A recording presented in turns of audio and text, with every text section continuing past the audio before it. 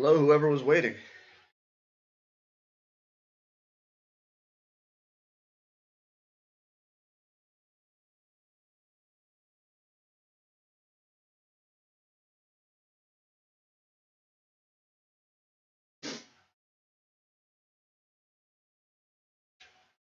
How's everybody doing tonight? Say hi in the chat. Let me know you're here.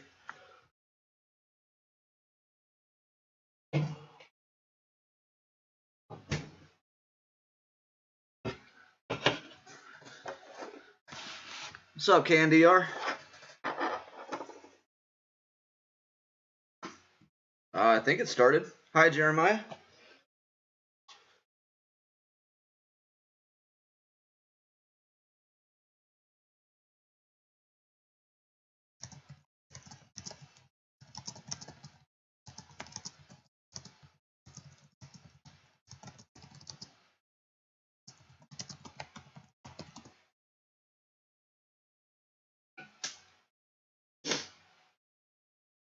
Can you guys hear me?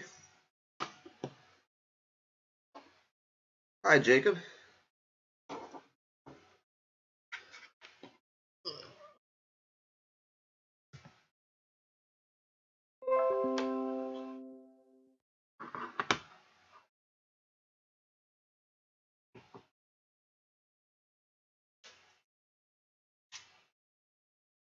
Can you guys hear me?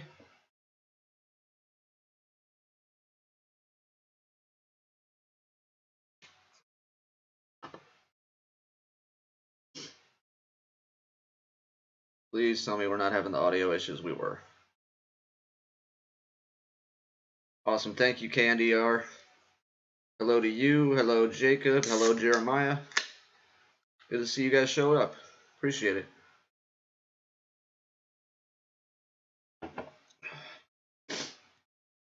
Maybe this will be the first live stream I attempt that doesn't get completely screwed up.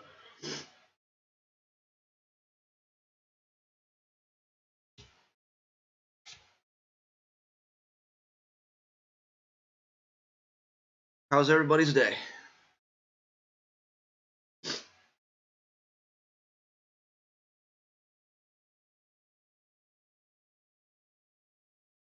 Oh yeah, something I've been meaning to ask everybody. Where are you guys from? I'm from Ohio here, Midwest, so we're on Eastern time. I'm wondering, like, I don't know where any of my viewers are actually from. Actually, I do know one from Arizona and one from around Seattle, I think.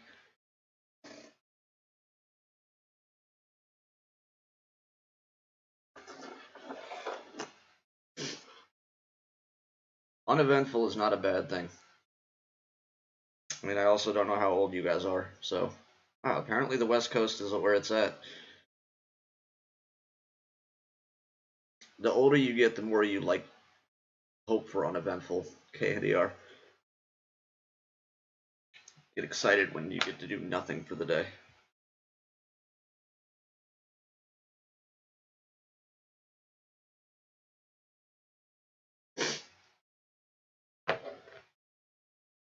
Oh, okay, so you're just a couple of states over then, Jeremiah. Are you a Hoosiers fan?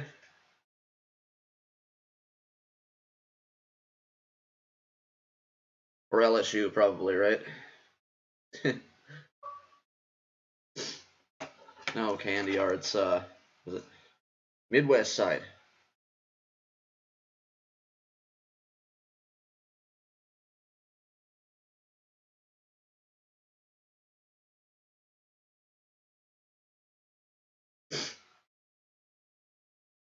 I literally spent most of my day either recording videos, editing videos, or learning how to do what I was trying to do with videos. Yeah, I figured LSU. LSU's got a strong program. Indiana, not so much. Of course, now I have to hate you because I hate the SEC, but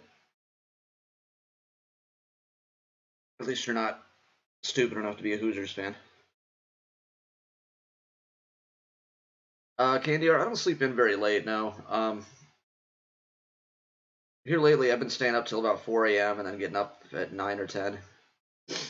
which is about what time I got up today because I had a lot to do before I could get to my videos, and I was excited to do that because my roommate is going or is out of town officially as of today for the next week, and I prefer recording when she's not around because I just don't like people overhearing what I'm saying, which is ironic considering that I'm saying it to the internet and just putting it out there for everybody, but I don't want people that know me to hear me.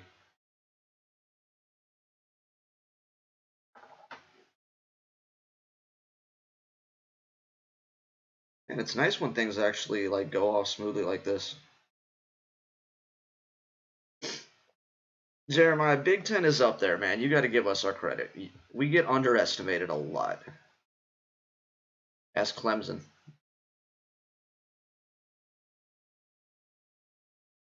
Or, I guess it was Oregon we beat, not Alabama. Never mind, they're Pac-10. We hold our own. I think that's definitely the top two, though, SEC and Big Ten. I don't think there's any arguing that.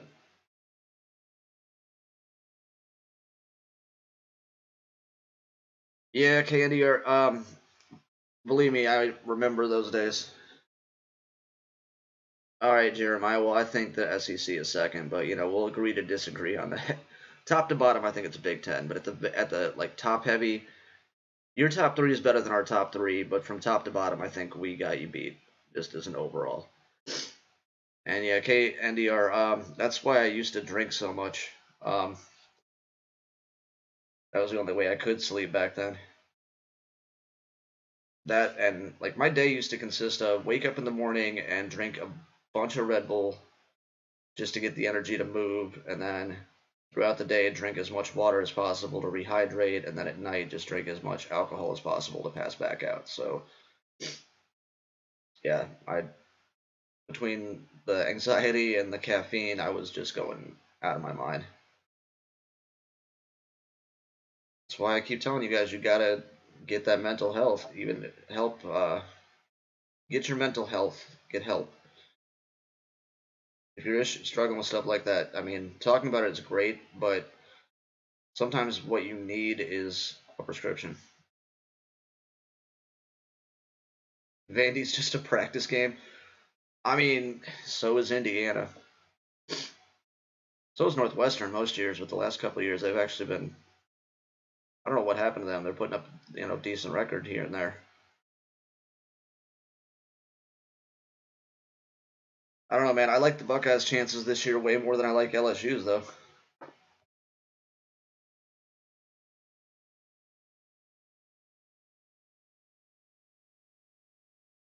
don't think anybody from this was here last night, were they?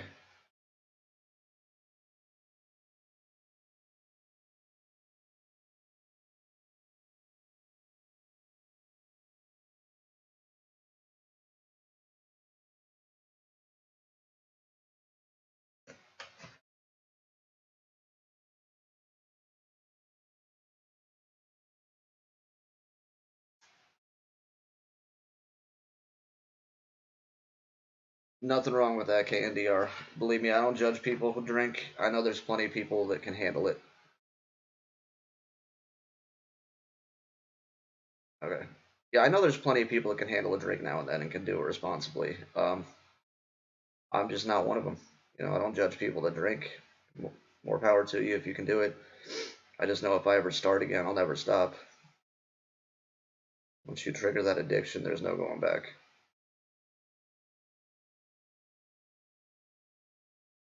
And Jeremiah, we lost plenty high round draft picks. We lost our quarterback, our cornerback, our one of our wide receivers, a linebacker, a safety, a defensive tackle. Like we lost quite a bit too, but we don't rebuild. We just reload.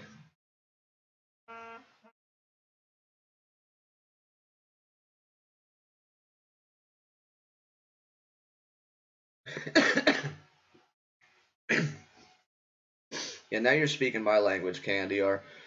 My roommate likes to say I didn't quit the addiction. I just replaced one drink with another, and for me that is Dr Pepper.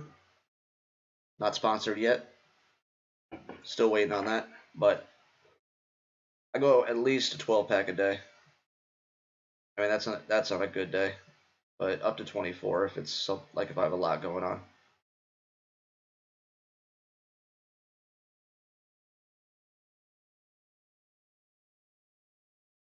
Oh yeah, well that's not great then. Oh no, you're okay, Jeremiah. You're 15. Okay, well I forgive you for thinking the SEC is the best team. Then you're still young. You don't know any better. I forgive you.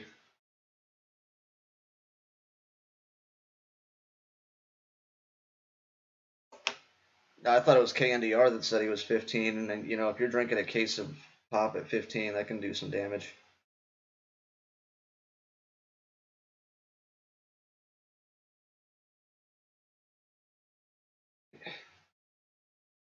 So did any of you go check Ema's channel out like I asked? The one who did my intro?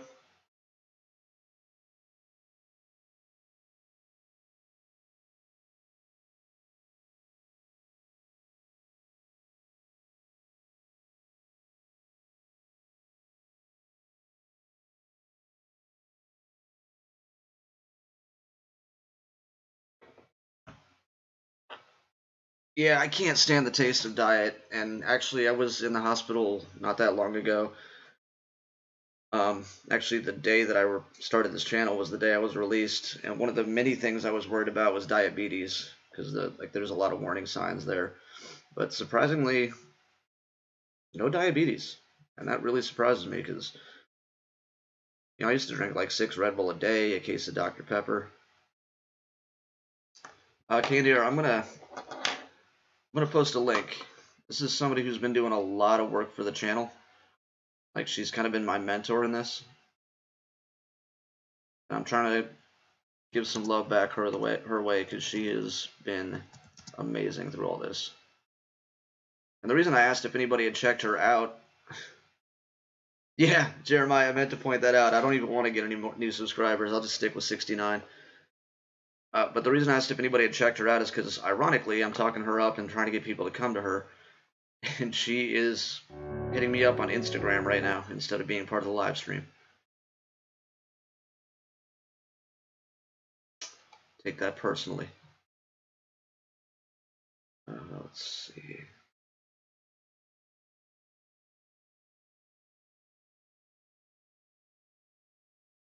Here we go. Copy and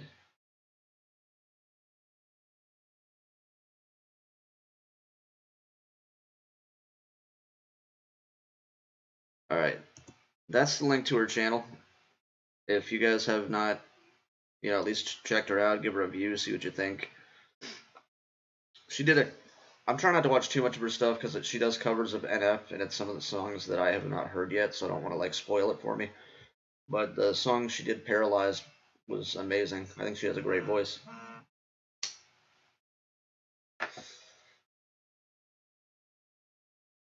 Jeremiah, don't ever do this, by the way. Smoking is terrible.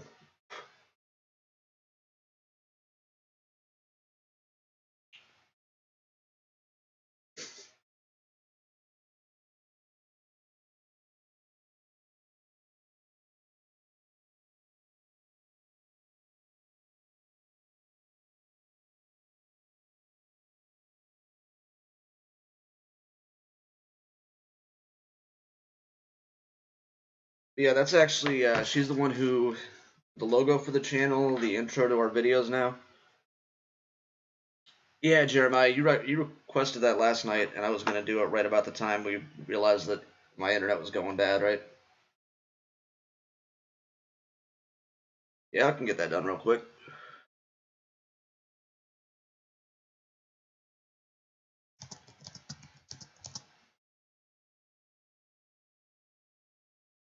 But you gotta promise, like, this isn't gonna interfere with the journey at all, right? I'm not skipping ahead or missing anything here.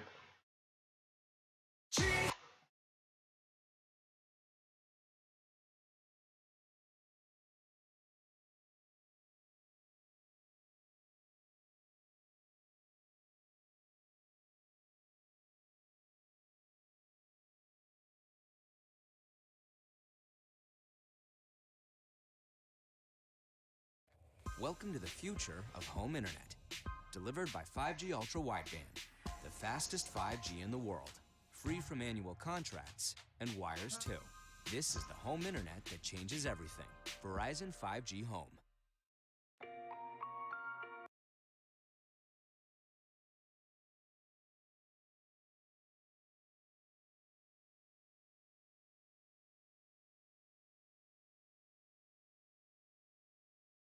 Candy are not nearly often enough. My relationship with them is more of a virtual one.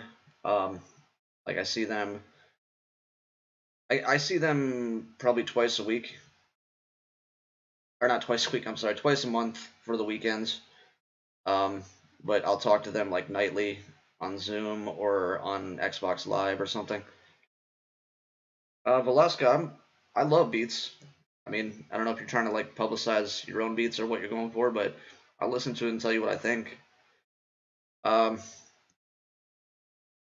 Wait, I'm gonna finish my cigarette and then I will react. I'm actually gonna finish the cigarette off camera. I feel really bad smoking in front of a 15-year-old. So in about 2 minutes, Jeremiah, I will do the reaction to that. And then Velasca, if you got something you want me to listen to, I'll check that out too.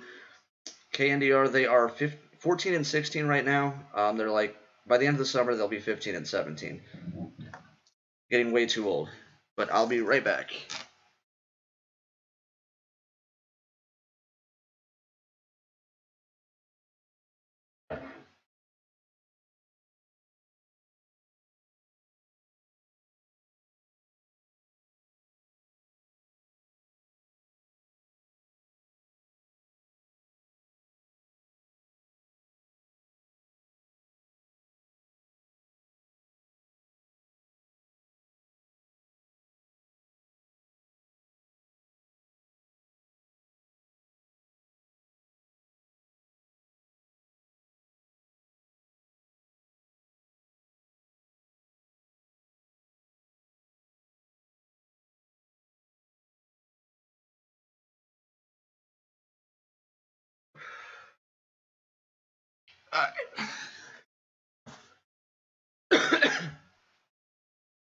Velasca, I don't have SoundCloud. Is there not a YouTube link or anything?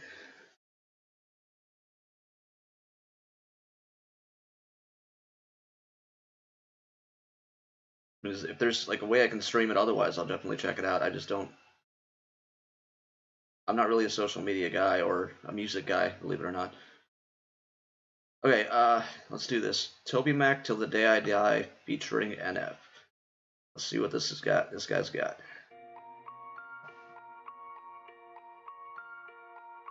I keep swinging for the fences. It's like this heart is defenseless against a passion that's pumping through my veins. Blood, sweat, tears, it's a calling. And if I can't walk, then I'm crawling. It might flicker, but they can't kill the flame. I can't stop, I can't quit. It's in my heart, it's on my lips. I can't stop, no, I can't quit. It's in my heart, yeah, I'm on it. Till the wheels fall off, till the spotlight fades. All right, I like the beat a lot. I'm getting kind of the vibe of. You might be too young to know what this is, Jeremiah. Jock jams. It's a.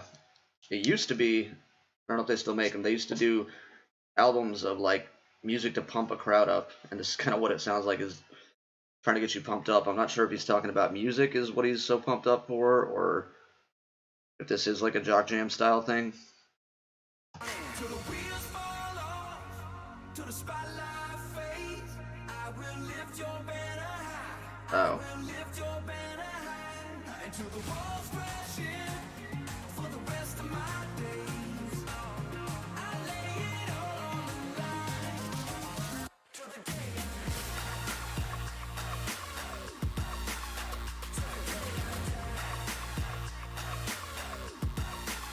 Till the end of the line.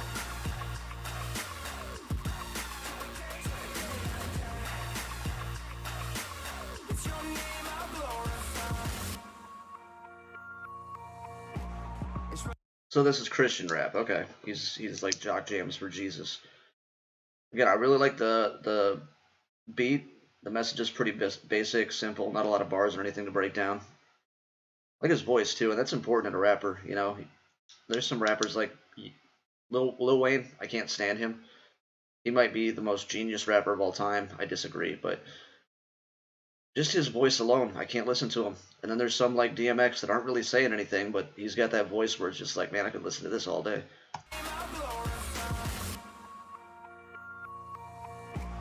It's running deeper than the ocean. This ain't religion, it's devotion. 3, 6, 5, every minute, every day. So in the middle of the madness, they can stretch me out like canvas, but I ain't ever gonna fit in their frame. I gotta call him out on this one. They can stretch me out like canvas. Canvas does not stretch. Like if you've ever had like a burlap sack or anything like that, canvas is very, very much not stretchy. But I get what he's saying. That I'm not gonna fit in their frame like a painting. They can't keep me in the box, whatever.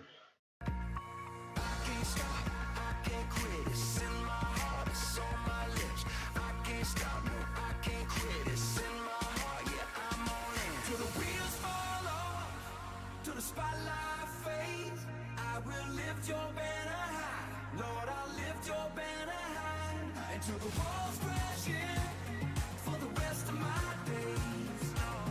I'll lay it all on the line. To the day.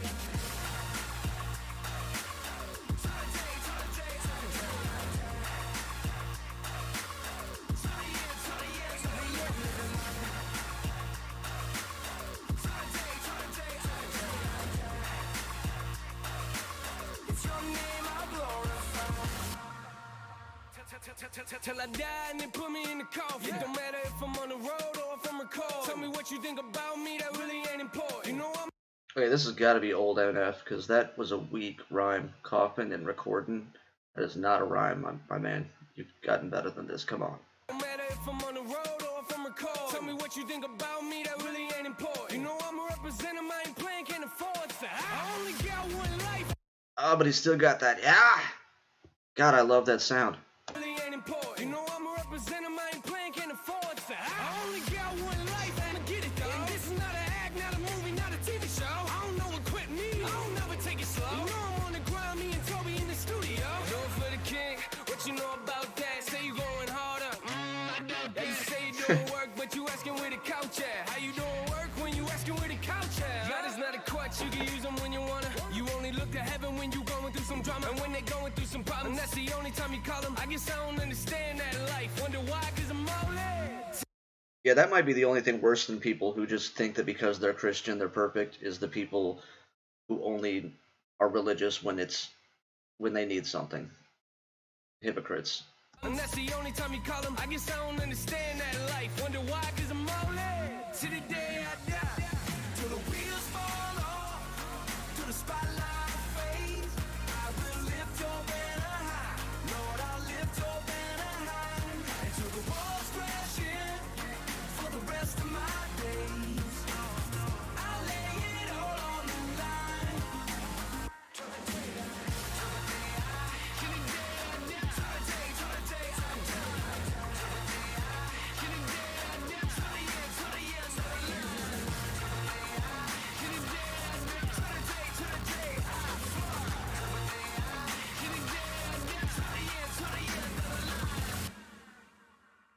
All right. Yeah, that beat definitely goes hard. Yeah, I'm gonna call that Jock Jams for Jesus, and I will say I'm sorry, Toby Mac, but NF just stole that.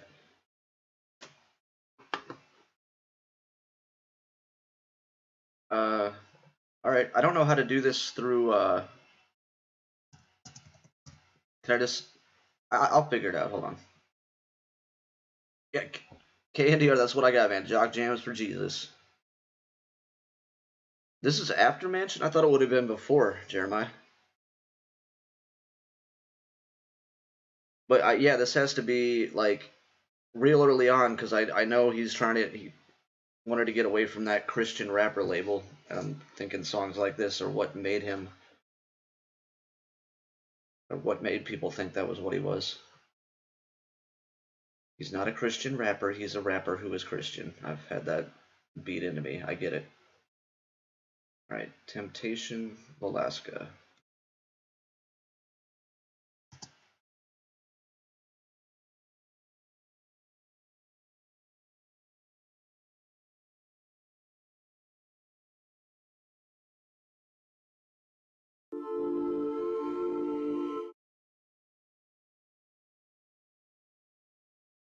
And Velasca, this is an original beat by you.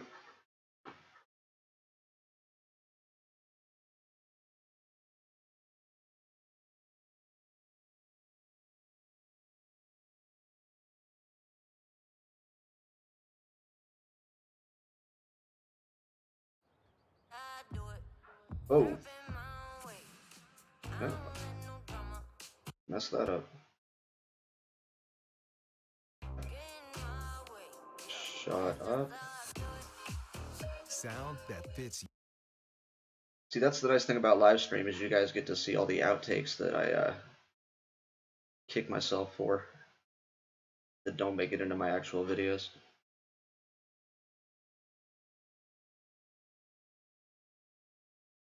Let's try this again.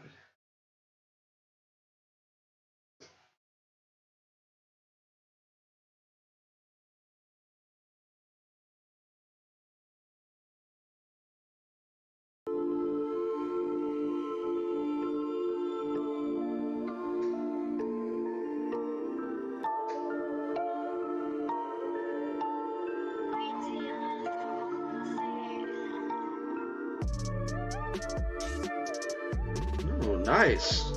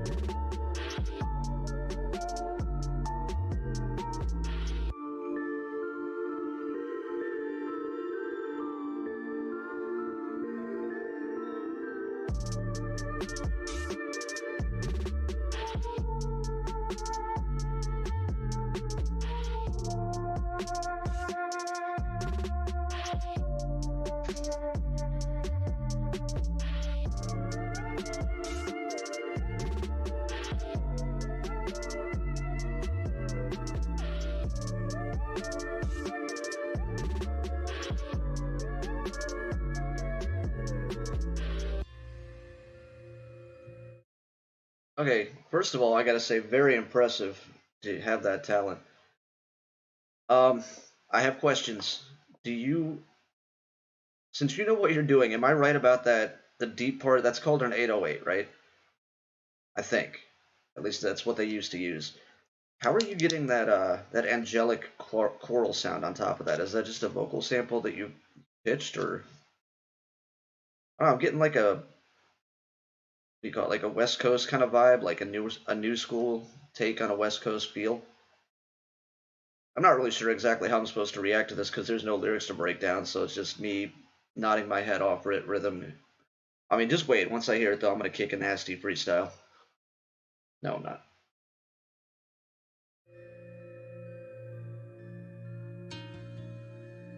Some guitar.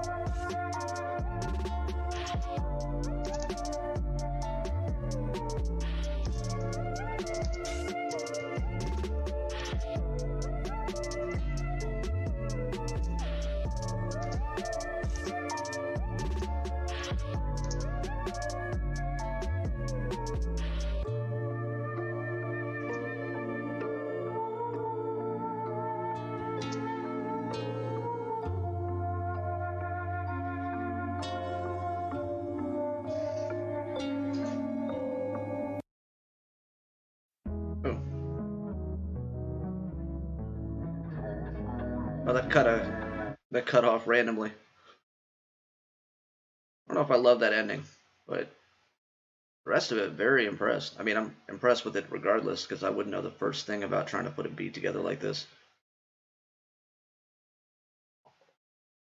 And thanks for sharing that. I really did enjoy that. I'll give you a like. Never mind, I don't have an account. I can't do that.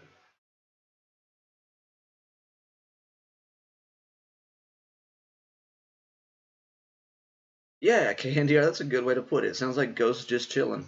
Yeah. Just sitting around smoking a blunt. I mean, maybe they're not getting high. I don't know, but that's just the picture I got in my head. Is just Casper with a big old fatty. Alaska, if we're totally off top, or if we're off the message here, let us know. We're just having fun though.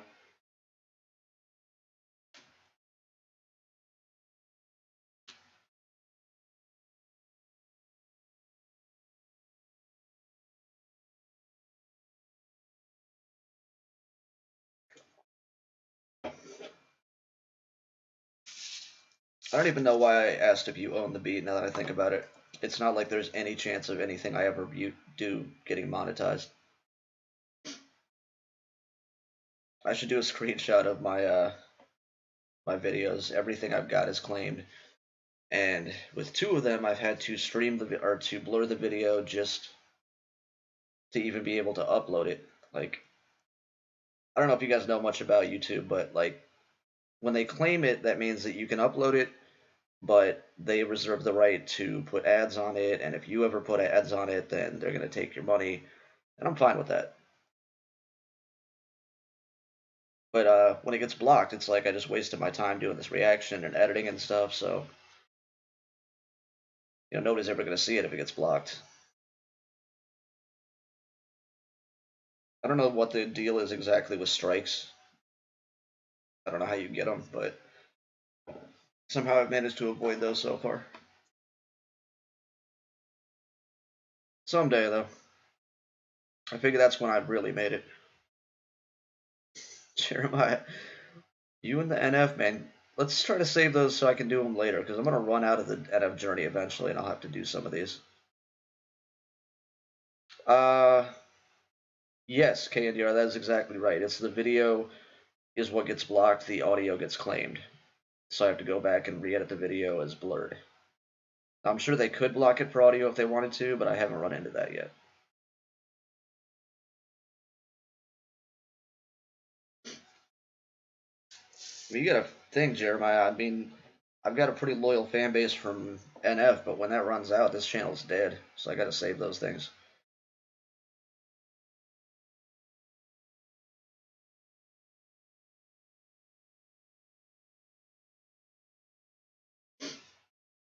Yeah, it's weird, KNDR. And honestly, my computer is so old. This is a hand-me-down from my roommate, and she gave it to me when she gave it to me 2 years ago. And at that point, she was done with it and was buying a new one, and it's all I got. So it's not exactly designed for video editing. Zaid Wolf, cold-blooded. Never heard of Zaid Wolf. Let's see something new.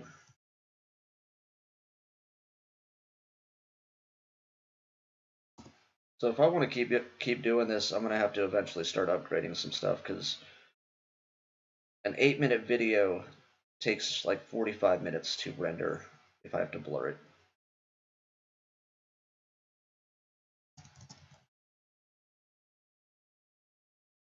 And the microphone that I spent a little bit of money on is actually already broken after a week of use.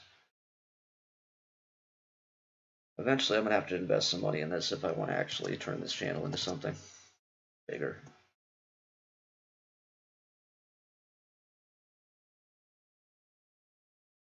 After being locked in that vault for years, we've finally done it.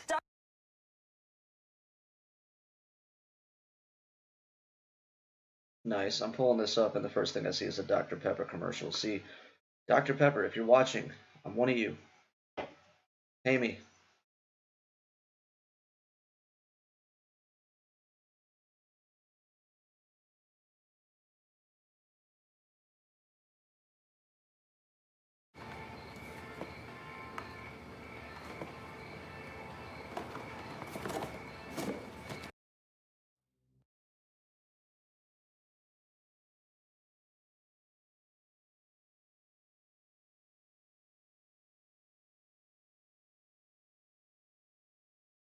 Alright. Zade Wolf, Cold Blooded. Let's see what we got here.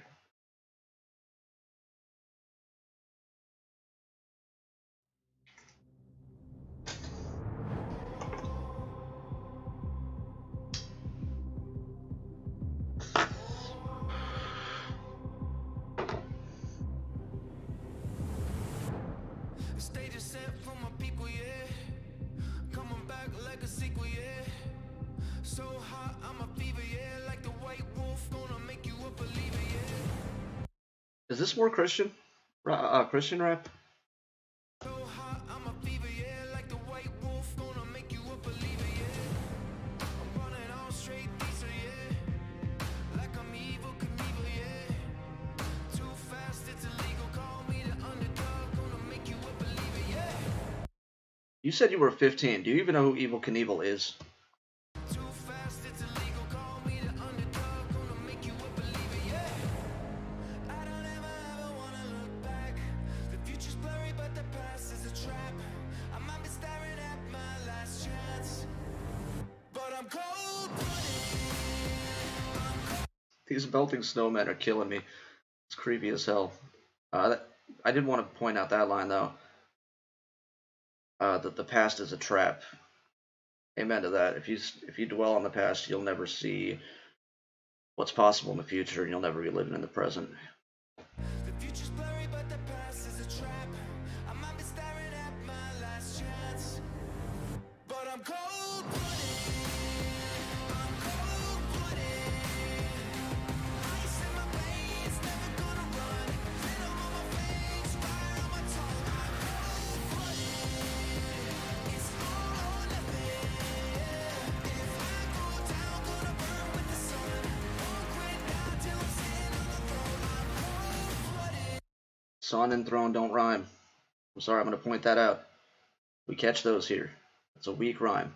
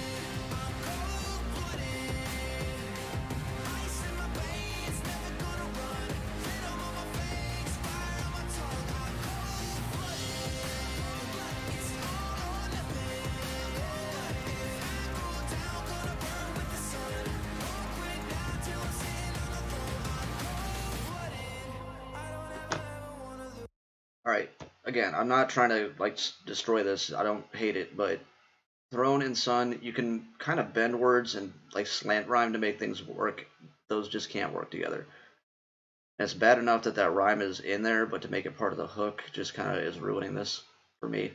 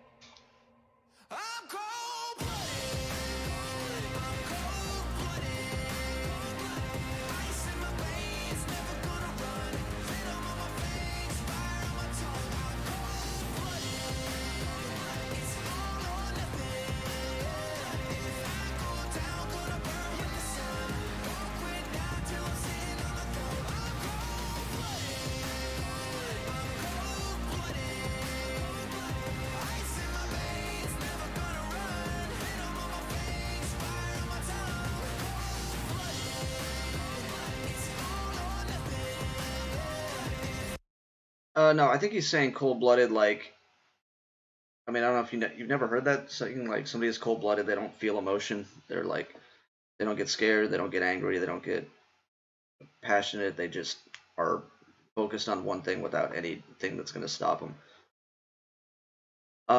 A little repetitive, yeah, I would say I agree. I'm getting like a late '90s, early 2000s feel from it, like Fort Minor, if you guys have ever heard of them. It's putting me in that kind of mindset. Definitely a hype song. The beat is like definitely late '90s feel.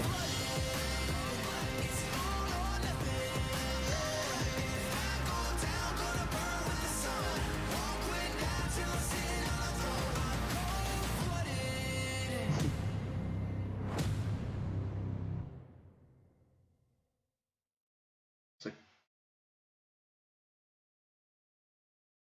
Hey, I wanna just play some video games? I know nope. I do. I haven't seen the sun in years. So, let's play League of Legends. Sound familiar? It should. It's amazing. And it's free. You can afford that, right? If you had friends, they would already be playing it. So why aren't you? Jump on in and make some friends. Here's how it works. You start by picking a champion, and there are a lot to choose from. Found one with cool abilities, but you hate it. Alright, so I'm pretty sure I just accidentally deleted the video for a few seconds there.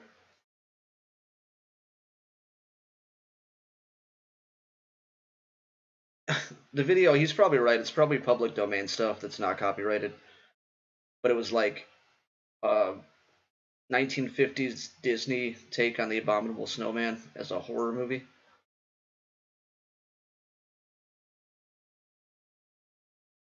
Yeah, it's a good point, KNDR. I mean, he's trying to say he's passionate, but that's the opposite of being cold-blooded. And am I right that I just deleted my video feed there for a few seconds? Yeah, okay. Yeah, I clicked on the wrong thing. I meant to remove the browser and accidentally removed the video feed. So clip it when I hit a million subs. You guys can put together a little compilation of all the stupid shit I did when I used to be a nobody.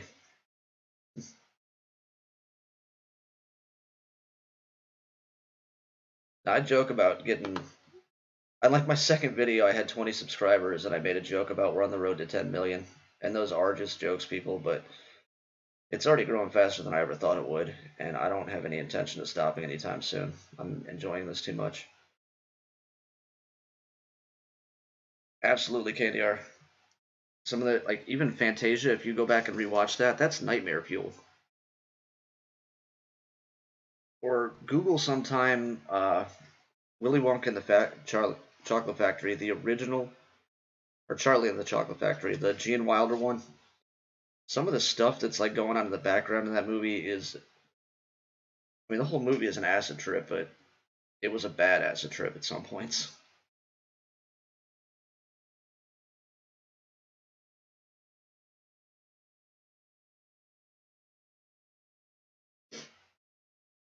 So Jeremiah, you were here last night, I think, so you got to see Michael Connor in action, right?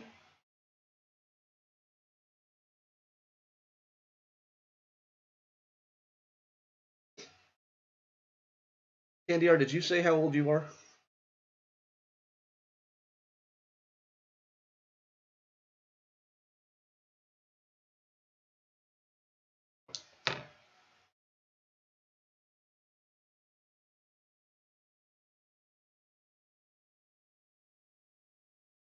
Yeah, like those are a bad trip, Candy R. Those movies are just nightmare fuel. Excuse me.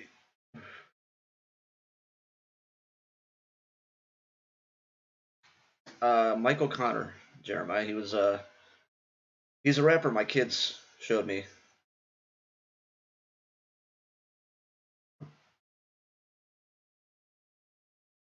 I didn't think the 29-year-olds were in my demographic. According to YouTube, everybody is either between 16 and 24 or 38 and older.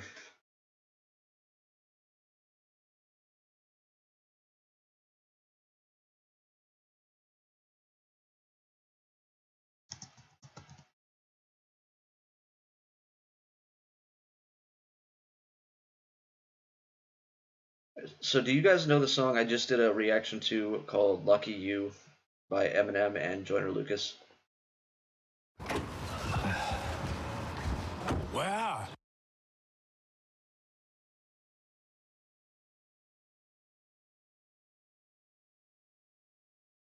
Jeremiah, I think you were here when the live stream got all screwed up, but then I also streamed later that night once I got things figured out. So I think that was where I ended up watching that and showing some people.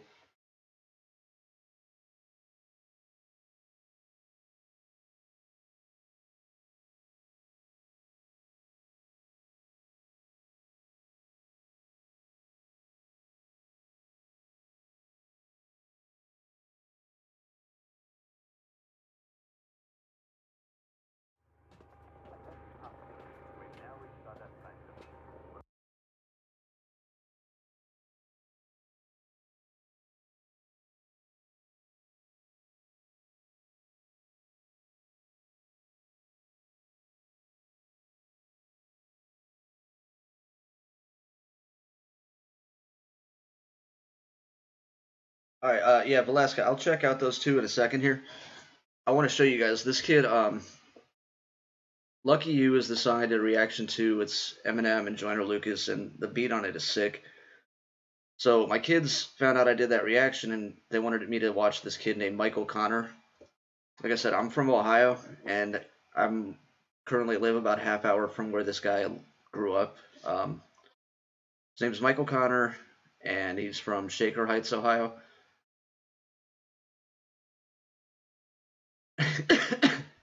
You're not wrong about that, Jeremiah Hardell.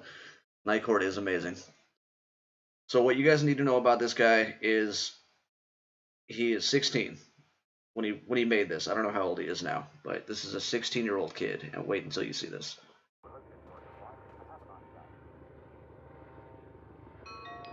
I'm back on my rapping and shit. So many rappers are claiming they trapping, I'm really just acting and shit. I put the pen in the pad, then I'm back to the lab with my passion and shit. And I gotta give them my all, if you give me the ball, I ain't passing that shit. Everybody used to call me a joke, and that's how it goes, but what can I say? Anyone who ever doubted me, saying they proud of me, better get out of the way. I got way too many people who was never with me, trying to tell me never to change. Different city every week, don't repeat, my life is never the same. They don't care about what's real, even my skill told me get your numbers up. Then I went and signed a deal, it got some appeal, now I'm really coming up. Label told me that they want some shit that hits the heart, I gave them an uppercut, cause I ain't coming for the neck of every single rapper, you can never shut me up. I've been on a roll and I be killing all these motherfuckers left to right though. It's gone for a minute, but I'm back in fight mode. They been trying to sash the mic though, but I can spit a verse that I have your mind blown. You do not want to get on my bad side, like punchlines will give you a black eye. Said I could've rap cause I'm not a black guy, but I grew up in the heights if you ask, that's why. Look, I've been racing, y'all been riding waves, and I'm not so basic, I'm not complacent, think it's time to face it. All these up-and-comers think they run the game, I'm running out of patience. Everybody's trying to copy paste it, I'm the only me, so you cannot replace it. You just jog your races, every verse I spit is bound to cause some hatred, but it's awesome, ain't it? Everybody always asking me, how do I deal with the pressure? I tell them too many times, too many lies, and I do not find it impressive. I just be bodying rhymes, give me a sign, and I put a line on the stretcher. They want a piece of the pie, give them a slice, and now we got beef over cheddar. Too many people are counting on me, so I had to go and get my hunger back, cause ain't nobody really rapping anymore. Swear to God I had enough of that. Like whatever happened to spitting fire, I'm getting sick and tired of the mumble rap. So I'm making a promise to give them my everything, even if I don't get nothing back. Cause every time I'm on the mic, I'm in the mode of God. This shit is more than a job. 2019, I'm trying to get even, that means that I'm beating the odds. Shout out to all of my teasers who told me I couldn't, they were just feeding me lies. Sorry to all of my peers who weren't on the wave, I had to leave them behind. Had to pick it up, I'll be gone in a quick minute. Like get lost to get with it. I'm making them cough, I'm sick with it. Can't put me in a box, my limit is infinite. But I'm on my grind, gotta take my steps. Waste no time, I don't waste no breath. All I do is rhyme, never chase a check. Cause all I want is to gain respect. This is all from the heart, this is more than an image. Treat every game like a playoff, even if it's a scrimmage. I'm in this for the culture, y'all chase after percentage. Challenge me, I'll leave you bleeding like the end of a sentence. I didn't catch that line of superior, chill, it ain't that serious. When I write a verse, I try to convert everyone who's hearing it.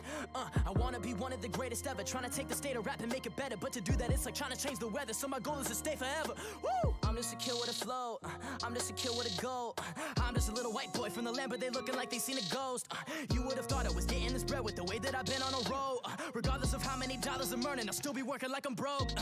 Everybody want a piece of this, but they ain't work long nights, no sleep for this. I got a whole family who wanna feed with this. I had to pass mixtapes on the street for this. With so many doors shut, I'll repeat for this. I'm a dog, but I'm coming off the leash for this. I'm the man in my city like Bruce Wayne. I'm running like Usain. You lambs can't compete with this. And y'all ain't know what to expect, but judging by the way that I'm actually rapping, as soon as you listen to it, you be thinking it's hard to believe that it's actually happening. I am attacking it like it's a dragon, and I got the javelin. Bitch, I am accurate. They just like, man, this kid is immaculate. Understand none of this happened on accident. And word to Drizzy back in '09, cause I want this shit forever. And when they talk about pioneers, I'll be one of the artists that they remember. Shout out to Joyner Lucas for the inspiration. You be keeping the shit together. And shout out the YBNs and the tokens and all the youngest have been putting effort. I'ma make sure that I thank you all if I ever see your ass out in public. So many gimmicks, it's really refreshing that y'all got the passion I fell in love with. And I ain't saying everything is whack, but recently I questioned a readjustment. Cause the game had turned into a fashion show when you need colored dreads if you wanna run it. Give me a minute to finish it, I'll take a beat to diminish it. Everybody saying why did I reaping the benefits, but I gotta get a bitch for everybody a benefit. Cause I feel like they really seeing a kid in his element. Cause the game been lacking passion, let's just rap again. And it's time to put that real shit that you feel back on the map again. So I'm back again like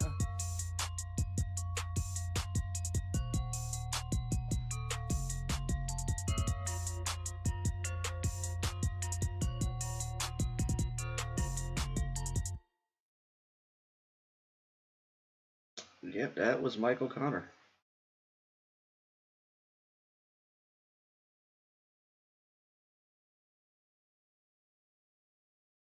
Yep, Jeremiah, you are a mod. You've showed up to like every live stream, commented on like every video. You've earned it. All right, so Velasca, is Night Court the next one you want me to check out? I think you put two of them, right?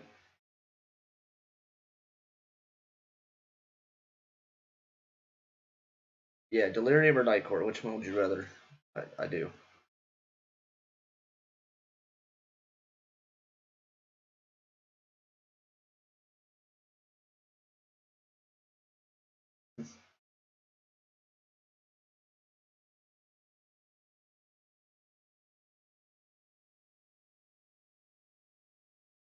Oh, cool. I can put you guys in timeout. Good to know.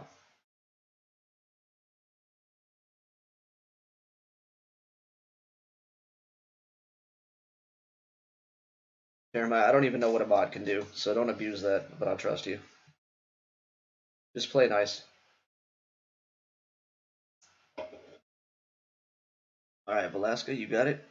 I do gotta ask, are you a subscriber of mine, or how'd you find this? Are you just like going to random things trying to promote yourself? Because I don't mind you putting a link to your stuff. I don't mind helping out if I can.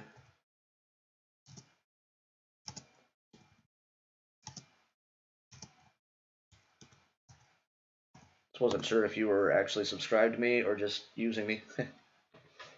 Either way is cool.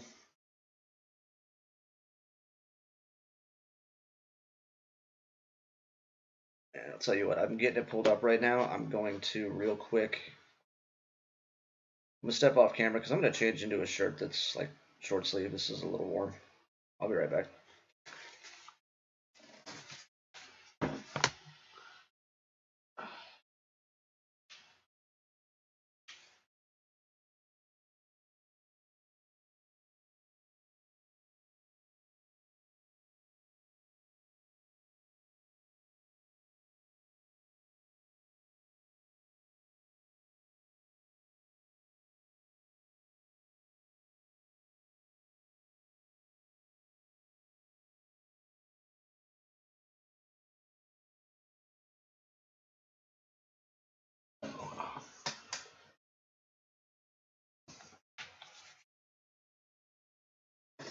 Oh, it's cool, Velasca. Either way, I did the same thing when I was starting my channel, just to try to get a little free publicity. So no, not a problem at all. No, Jeremiah, stop. We'll get it. We'll get to 169 next. Okay, we're on the road to 169. Now, how are you gonna be having like loving that number and then getting upset about swearing? Hypocrite.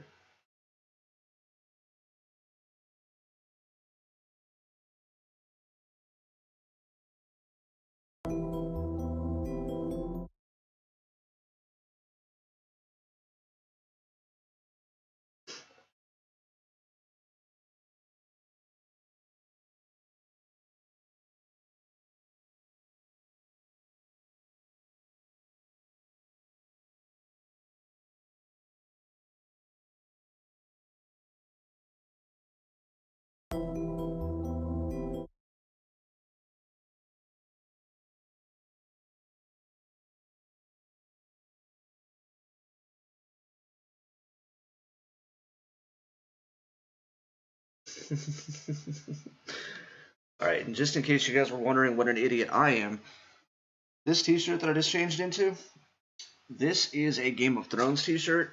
I have never watched an episode of the show and didn't realize it was Game of Thrones. I just thought it looked dope. My friends saw it and were like, I didn't know you liked Game of Thrones. I'm like, what the hell are you talking about? Just in case you were wondering if I was stupid or not, there's your proof. Alright, Alaska, let's do it.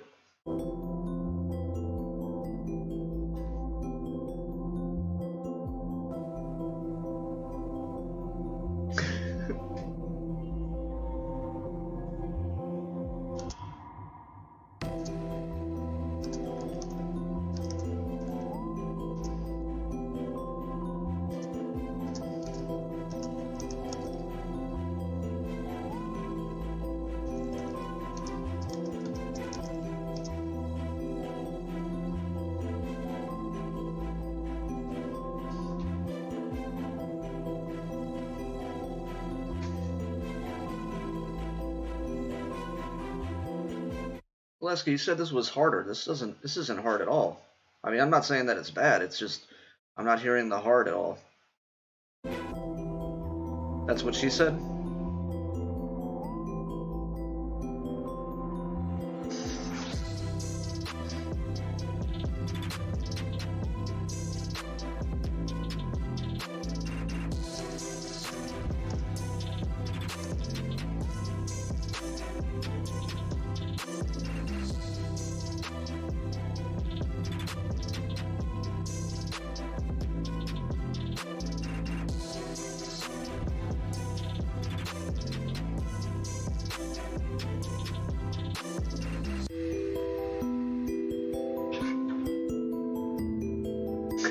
Liam Neeson. Nice.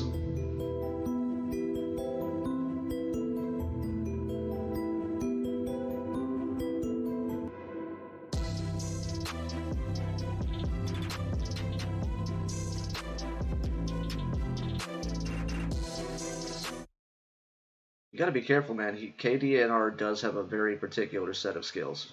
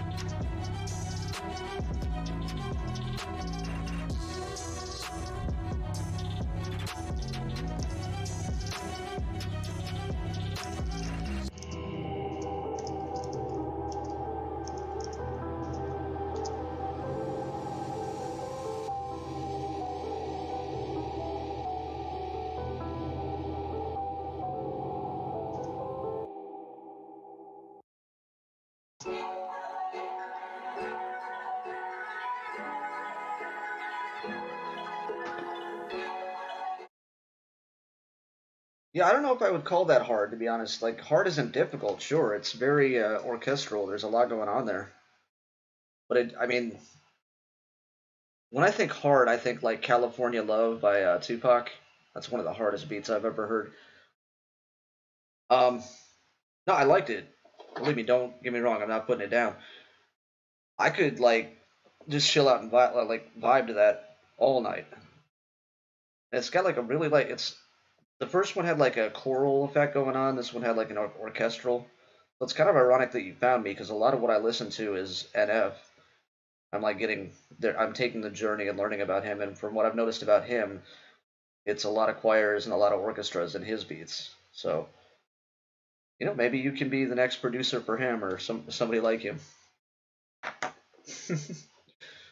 You go. Jeremiah's 15. He's young. He's got a lot of talent. I'm sure he can be the rapper, and you can produce for him. Like I said, Jeremiah, that Michael Connor kid's only a year older than you, so you got to get to work to catch up.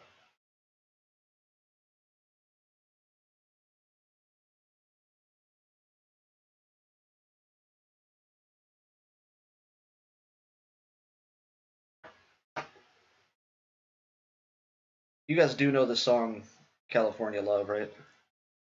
Like everyone knows that song, or at least that beat.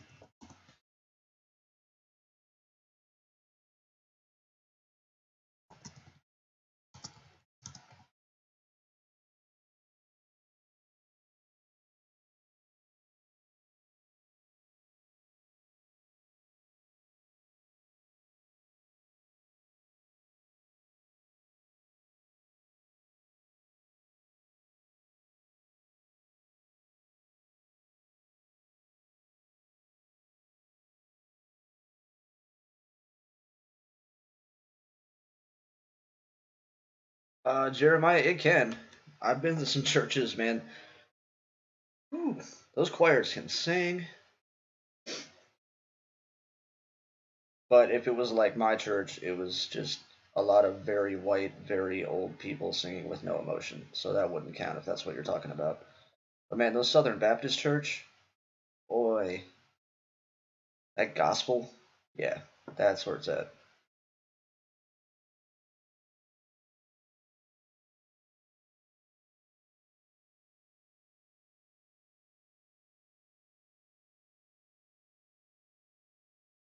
Alaska, you still haven't like posted any links. Do you want a link to your SoundCloud or your YouTube channel if you got one, an IG? I don't care.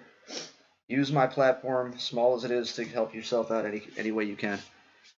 I had some people help me get started, and I'm more than willing to pay it back, even though I'm still getting started myself.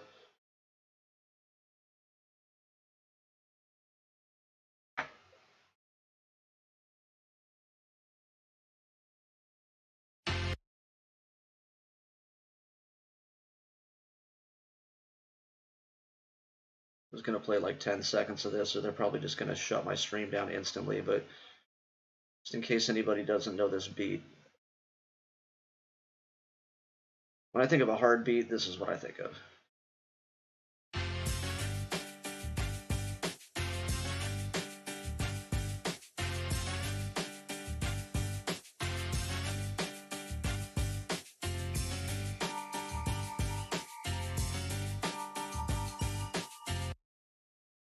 And without the lyrics, it gets a little repetitive, obviously, but one of the hardest beats ever. I'm pretty sure that was a Dr. Dre produced beat, so that's not surprising. Greatest producer of all time. The Monster, that's the one with Rihanna, right? I'm friends with the monster that's under my bed.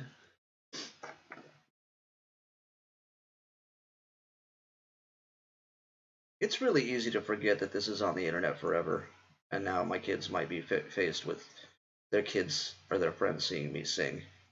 I gotta stop doing stuff that's gonna embarrass the crap out of them. Man, KNDR, when I was like 18, I had gotten my first couple of tax returns, and I spent every dime of them on my car stereo.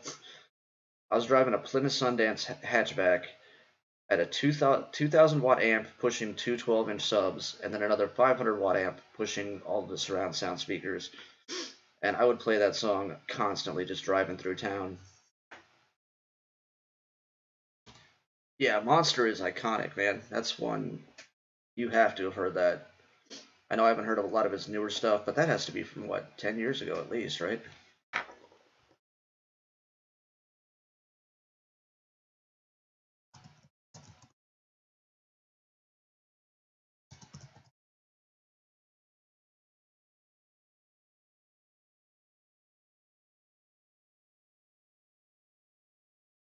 Was it released?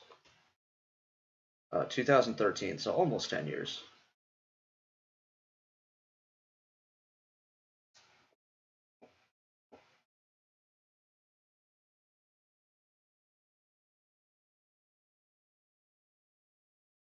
Back in 1897.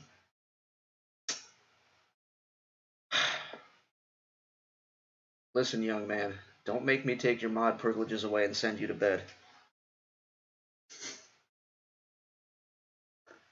Yeah, Candy, I just kept spending my tax returns on upgrading. I mean, I don't know if you know car audio, but it was a JLW0 subs, I had a PPI amp, and then Sony Explodes on all the surround sound speakers.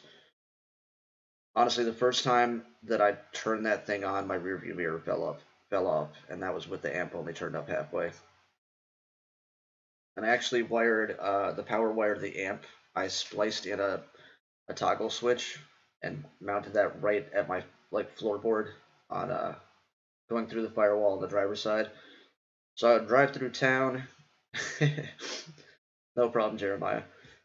I would drive through town with like I was rattling not my car windows, not the car next to me, but like the house down the street was rattling from this. And the cops, it was a small town. They knew it was me, but they'd pull me over, and before they could get to my car, I'd kick this toggle switch to turn the amp off. And they'd tell me they were going to write me a ticket for noise pollution. And I'd be like, "What the hell are you talking about? My radio's not that loud." And I'd like turn it up full volume right in front of them, and they were confused because they were like, "Oh, I thought it was you," but you know, I'm like, "It's at 100. See, that wasn't me. My car doesn't get that loud." So they let me go. And as soon as they told me I was free to go, I turned it back on and drove away bumping again. Actually, I right in front of me right now, I've got a car stereo I bought for my kid for his 17th birthday. Now that he's got the car for his 16th, I'm gonna install a nice car stereo for him. Not like speakers and subs and all that stuff because he's not as big a music head as I am. But he's gonna have like a 2000 car with a touchscreen dashboard. I don't know if that's like pimping or just stupid, but either way, he's gonna have it.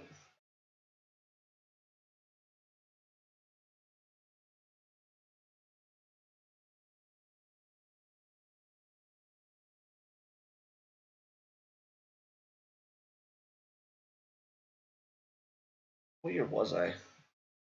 When did I turn 18? 97? Yeah, it would have been 97. 1997. Yeah, Jeremiah, lying to a police officer is illegal. So is a lot of things I've done. Like, apparently you haven't been with this channel from the beginning because I mentioned I've been to jail. Lying to the cops about noise pollution is not in my top 5 of bad things I've done.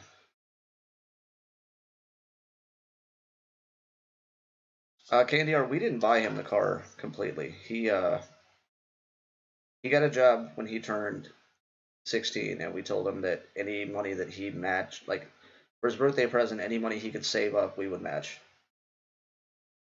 Yeah, only a century off, Jeremiah. You know, no big deal. So basically, we went 50-50 on the car with him. And it's not a fancy car. It's not that big of a deal. Like, you know, I see these shows on MTV and stuff where they're buying kids like I don't even know what a good car is now, a Bugatti or something. Nah, he's got an old school car that is going to break down on him once in a while so he can learn to fix cars because that's a skill that you need to have growing up. It's invaluable.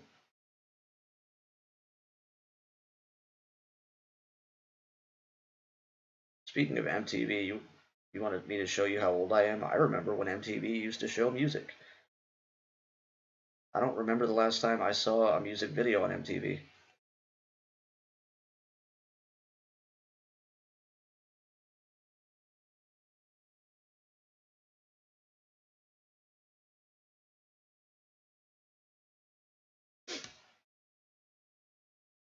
Yeah, he's a super responsible kid.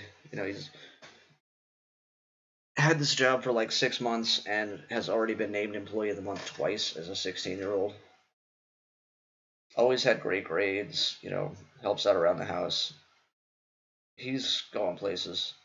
So we're trying to teach him everything we can, help him get a leg up, because there's no limit to what these kids can do. I know all parents say that, but blacksmith? Really? Are you the one from 1897?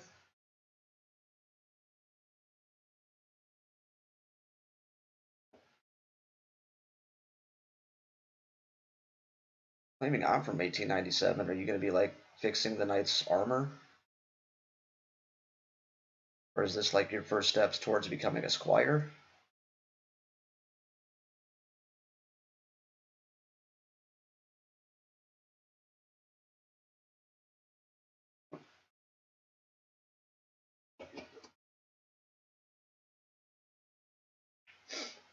Jeremiah, just to be clear, I am just kidding about that.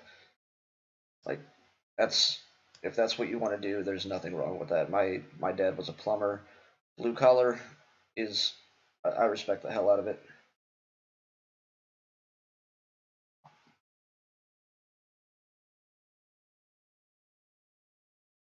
Yeah, yeah, he's probably Amish. I hear they just upgraded to 5G.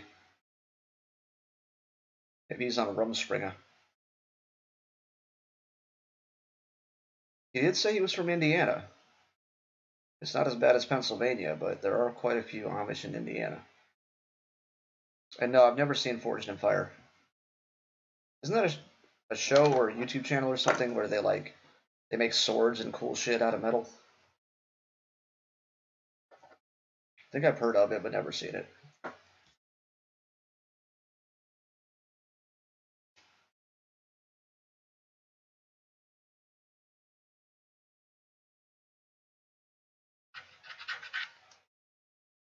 Candy are they are. They're amazing kids, both of them. The oldest, we always joked, was kind of our starter baby because he was everything bad you hear about with kids. We never had that problem with him. He was sleeping through the night after like a week. Um, he never hit his terrible twos. He's a teenager now, and he still wants to play video games with his dad. Like, even if he's playing with his friends like me, so they'll invite me to play with them.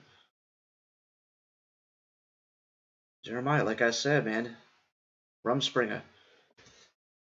Yeah, my oldest has been so easy. My youngest, on the other hand, man, he's the kid where if he was the first kid, there wouldn't be a second kid. Not that he's like mean or has an attitude. He's just we worry about him. I'm worried too much that he takes after me. He's very quiet and private and doesn't really like to talk or be social with anyone. Just wants to watch YouTube all day and lay in bed. But thankfully, we've got him seeing a therapist already because, in my generation, we didn't do stuff like that. Mental health wasn't something people ever talked about or cared about. It was a taboo subject. I'm glad things have changed to where it's okay to be open about this stuff now.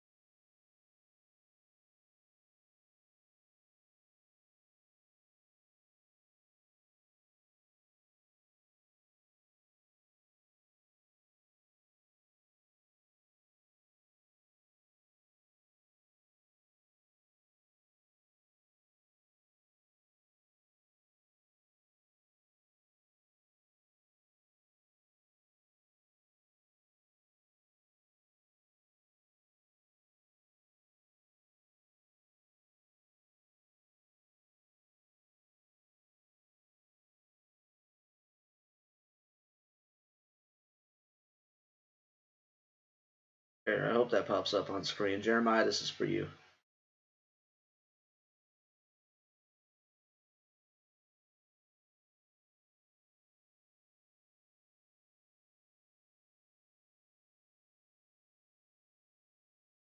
Yeah, that's exactly the same thing as my son Candy are like the nicest kid you will ever meet in your life.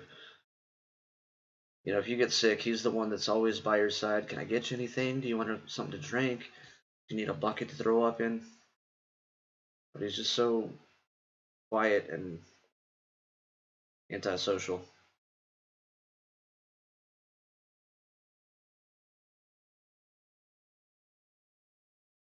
That right there is for you, Jeremiah. Enjoy your rum springer.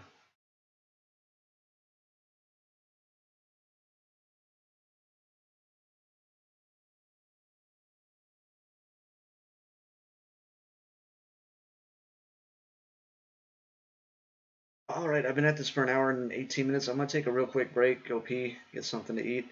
I'll be gone like 5 minutes. Be right back.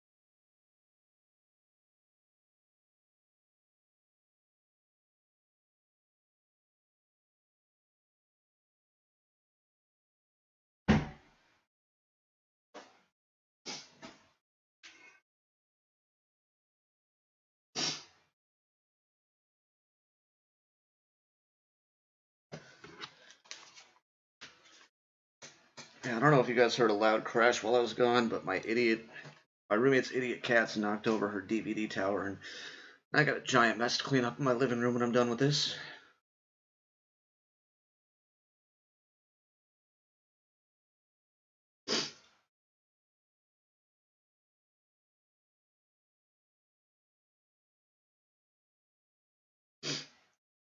Is it something that you can get like an apprenticeship for, where you can work under a professional for a couple of years to get your trade license? Like that's what my dad did with plumbing.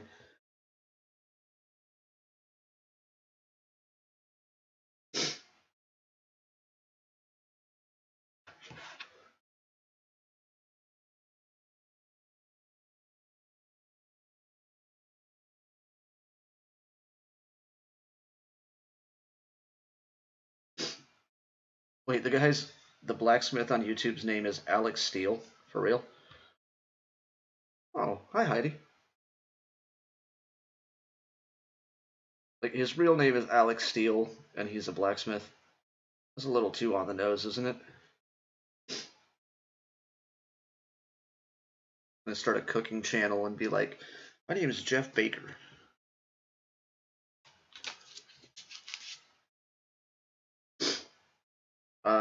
Heidi is my ex-wife, for those who are curious.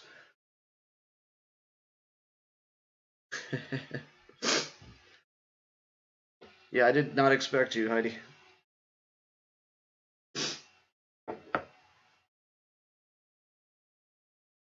Those of you who don't know, she helped me out a lot when I was first starting the channel. She's my ex-wife, but you know that we're not the normal divorced couple. She's still my best friend.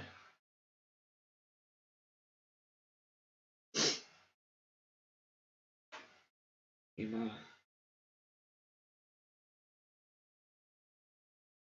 So weird. I don't understand why Ema's not coming on if she's talking to me on Instagram.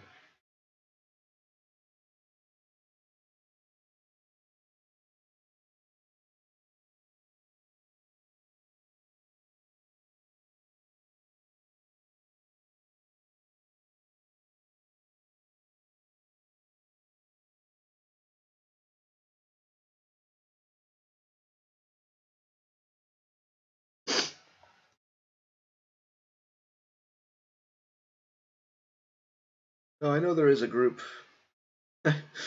Divorce goals. I mean, I'm not saying it should be a goal, but if you're gonna go through a divorce, yeah, find one like Heidi. I mean, this woman, sorry, Heidi. I mean, both of us are on the same page about the only thing that matters, and that's that the kids are the only thing that matters. And since I know they want their mom to be happy, then her happiness means the world to me, and vice versa, I think.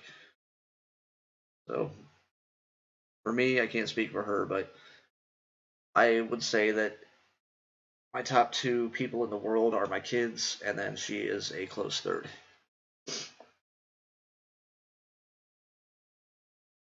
And I think I can't say for sure. Like I said, I can't speak for her, but I think it's probably about the same for her. So I will kill for her or the boys.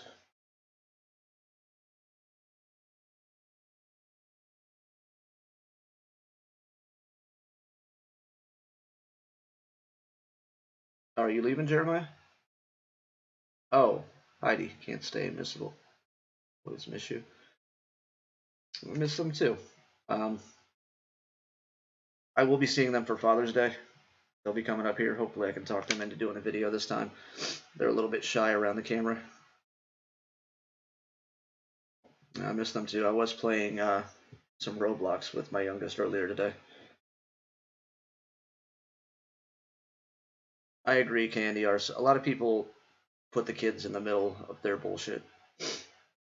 You know, things weren't perfect with me and Heidi when we were married, but I don't know. We divorced because before it got so bad that the damage was too far gone. If that makes sense. You know, you could have. A lot of people, I think, try to stay together for the sake of the children, and in my opinion, that's a mistake because you just end up resenting each other and wasting a lot of time, and the kids get hurt even more in the long term because they see you're not happy. Jeremiah, I'm not sure if you were saying bye to me or Heidi, but yeah, bye Heidi. I'm gonna text you here in a second, but tell the boys I love them always.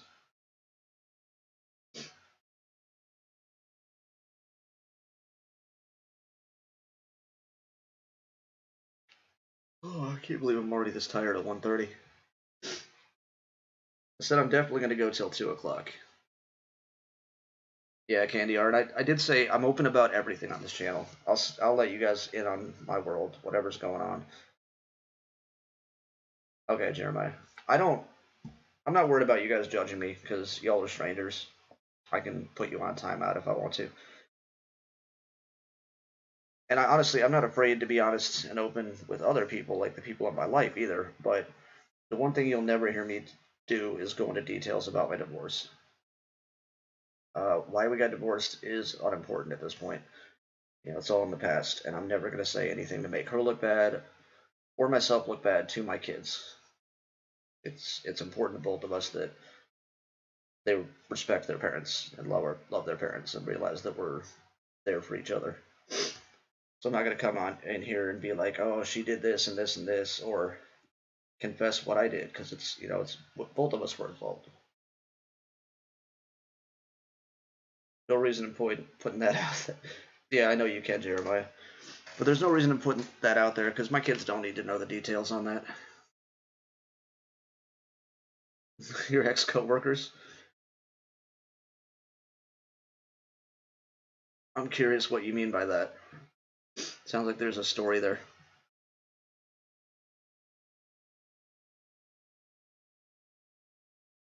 There have been times I wanted to do a lot more to my ex coworkers than put them on timeout.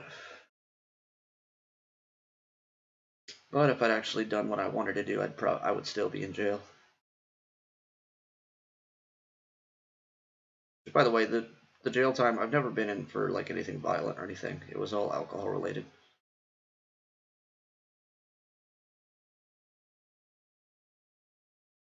I'm not a big enough guy to be violent. I usually just try to use sarcasm and brains to get me out of the situation. I'm gonna text Heidi real quick. Try to get the plans together for Father's Day.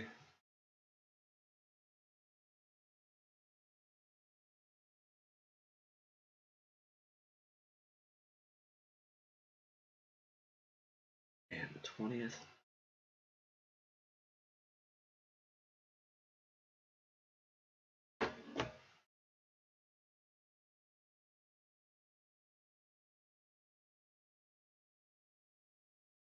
Oh, tomorrow's Memorial Day.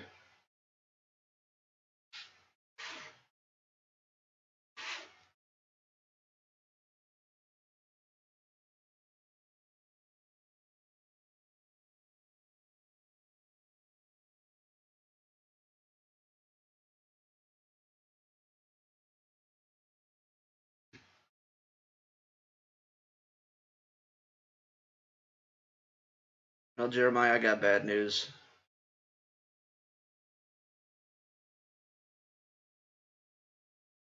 I don't know if it was that person that was here earlier. What was the name? Alaska. I don't know if it was her or not, but somebody subscribed, so the magic number is gone. We are now at 70 subs.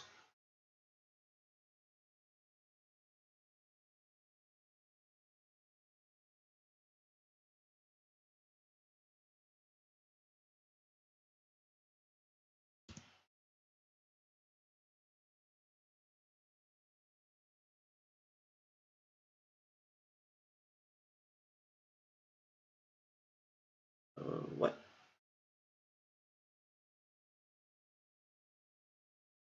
Um, what was that a video of? Maybe if I just search it directly.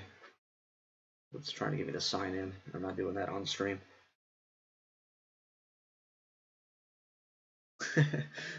Yeah, KNDR, I know.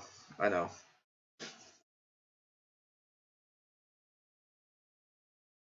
It's never really tomorrow for me, since I don't keep a normal human schedule.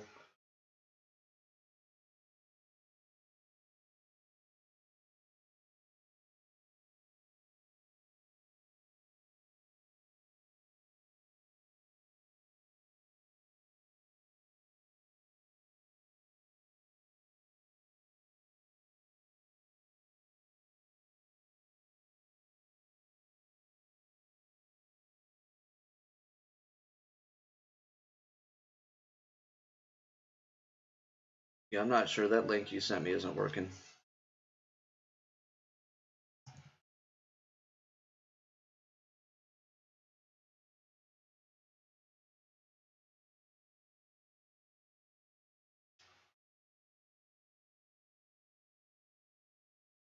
Making homemade nail clippers.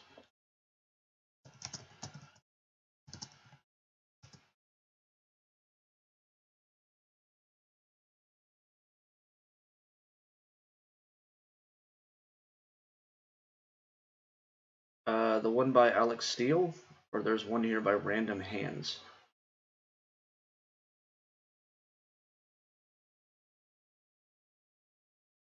The Random Hands one has 7.6 million views. And the other guy that you were talking about, Alex Steele, has 218K.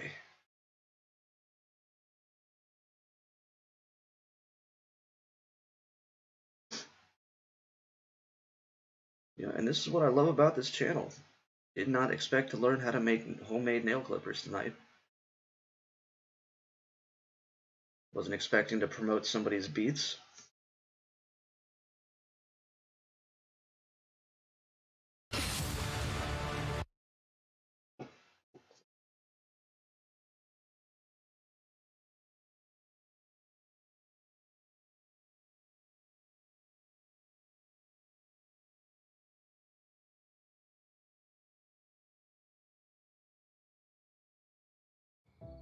Home. It's not just a place. Home is a feeling. Welcome back to the workshop, folks. Now listen up, I've got a serious dilemma. The last time my fingernails got too long, I had to grind them down on the belt grinder. It wasn't any fun. So it seems to me the next logical step when my fingernails are too long is to buy a tub of nails and use them to make a device that trims my nails. This episode is sponsored by Squarespace. Build your website with them with a free trial as well as 10% off your first purchase at squarespace.com/forge using code FORGE at checkout. So the first step is going to be forge welding a bundle of nails together into a solid block. We're going to make a can out of some tubular steel, pour the nails in, and by hitting it and compressing it when it's at a near molten temperature, the nails will hopefully stick together and form a solid bar.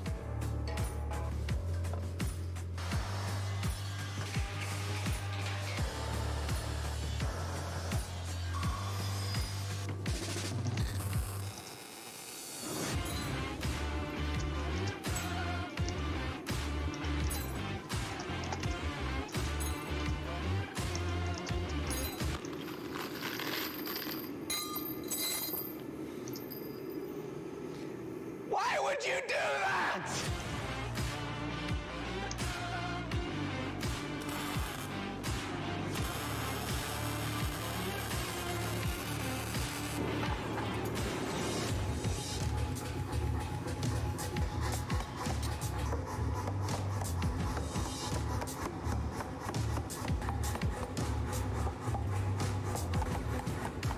Okay, that looks like a lot of metal for just a pair of nail trimmers. Am I wrong?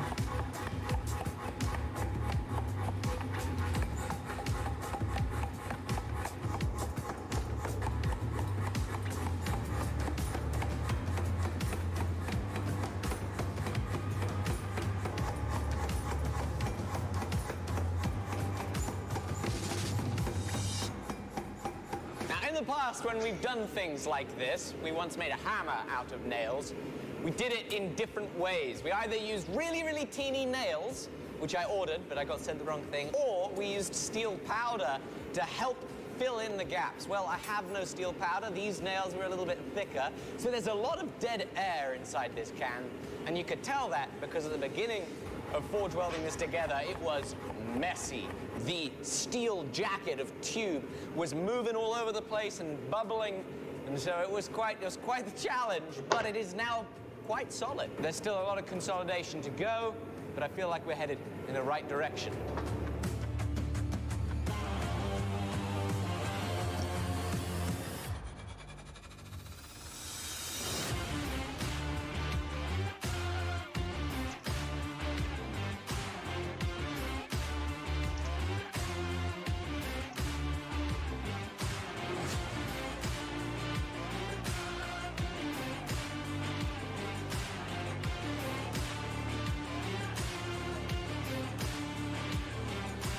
So we forged it down into a pretty good-sized bar and then took to the mill to cut off that excess jacket of mild steel we used to hold the nails together, meaning that we have exposed the gooey, juicy, naily innards. And this is ready to be forged down into some flat bar, as well as a little round bar for our pivot. Here comes the aeroplane.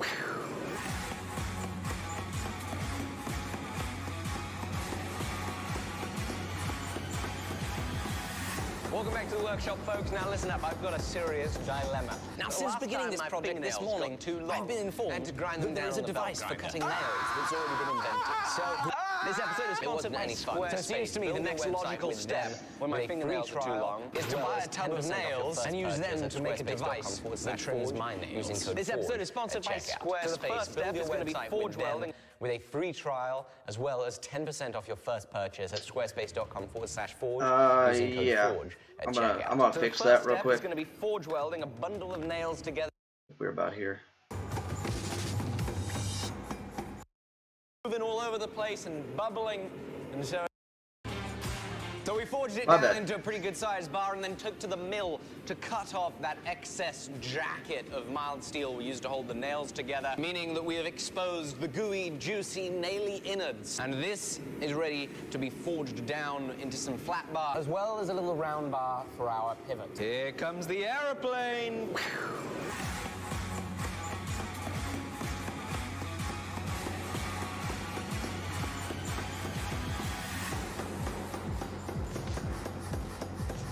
Now, since beginning this project this morning, I've been informed that there is a device for cutting nails that's already been invented. So we're unfortunately going to miss out on the royalties on the sale of our invention, and we'll just have to rely on copying this. It looks like we're going to have 4 components. We're going to have a pivot, a pair of jaws that'll be riveted together, and a lever. We've got round bar, we've got flat bar. The first step is going to be grinding down our flat bar and making a couple of jaws.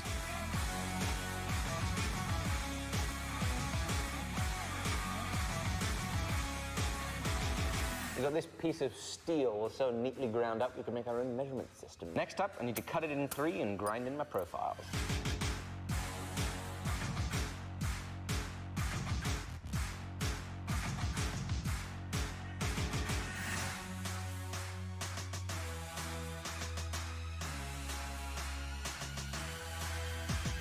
So we need to get ready to form the jaws. You see they have this little bend in them, but what's interesting is inside that bend is a little radius, and that's how you then form these concave jaws. To make that radius, I need to make a form that supports it to then hammer my jaws into the form. So we've got a piece of angle iron in the saw and we'll see if it works.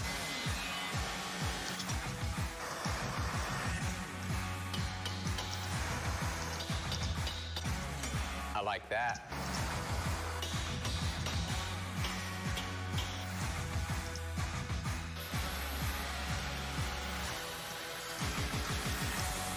We have the front of the jaws looking very nail clipper-like. I'm now going to see if I can come into the back and clean them up, because I have some burrs forming. Hopefully I'll cut the burr off, and we'll then get a straight, clean meeting jaw like the original. How cool is that? They're looking like nail clippers! The pivot holes are done, and now we'll make our lever.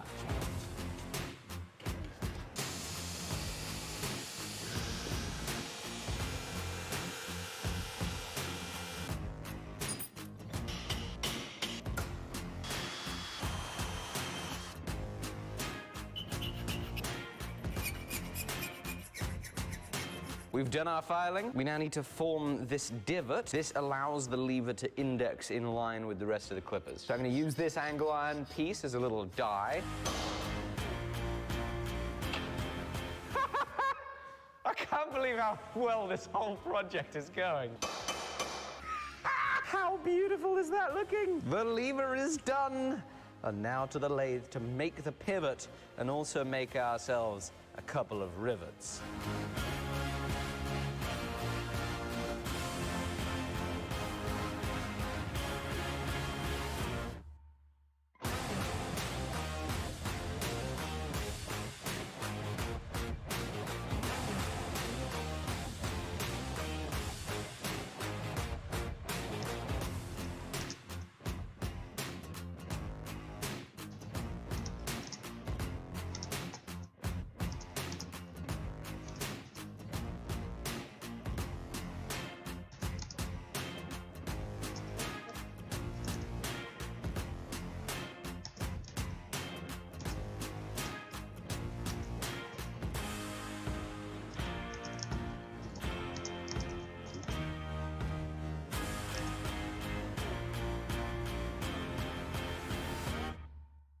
Now this is cool as can be. Such a common item. The nail clipper recreated from nails. Will they work?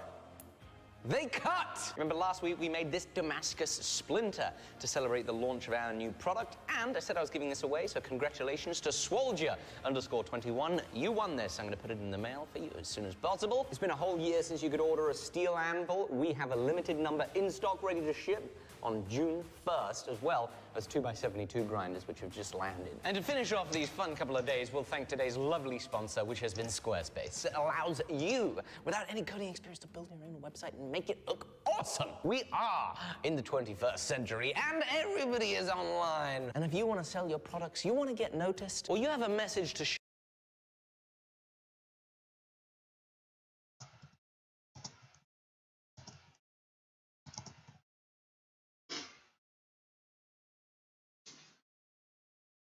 I'd really love to know what people were thinking if they accidentally stumbled on this stream during that. Like, wait, this guy's live streaming a video about making nail trimmers? That's right, I am. Anything goes, like I said.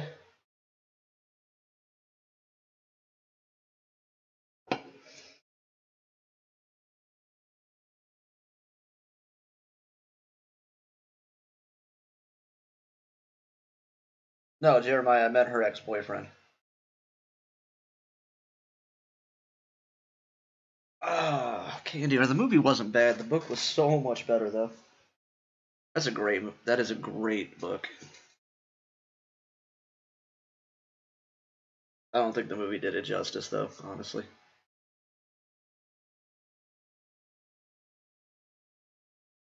Yeah, I keep hoping somebody will pop in here and take me up on my Harry Potter trivia.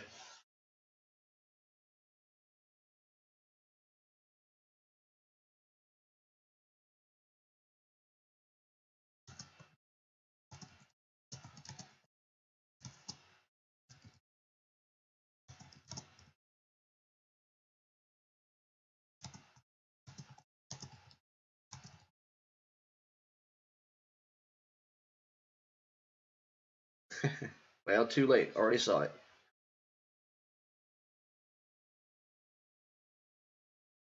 Candy, what kind of movies you like?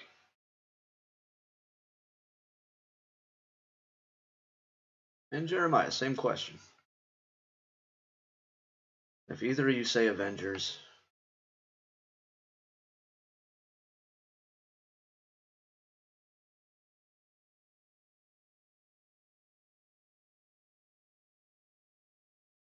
me answering. I want to see if anybody can stump me with a legit question. Like, don't be. What's the 7th word on the 14th page of Prisoner of Azkaban?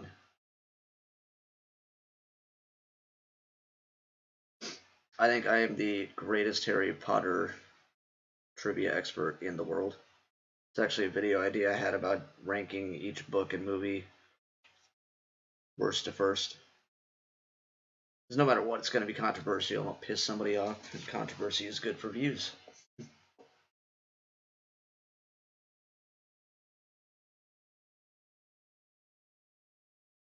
Animation. I like animation, but not the newer stuff like Soul and stuff, Coco. I'm trying to think what the last really. I mean, Inside Out was amazing. Yeah, the older Pixar stuff, I am absolutely in love with. Up. Toy Story, I think, was a little overblown. It was good, but not as good as people made it out to be, in my opinion. Shrek, awesome. And of course, the golden age of Disney with Aladdin, Beauty and the Beast, Lion King, Little Mermaid.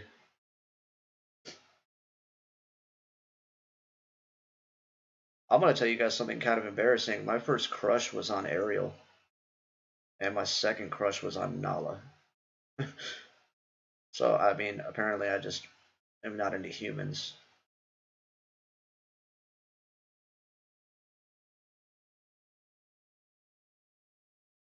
My first video wasn't about PewDiePie. I just used his name as clickbait to try to get views. And it worked. It was a shit video and still got over 100 views.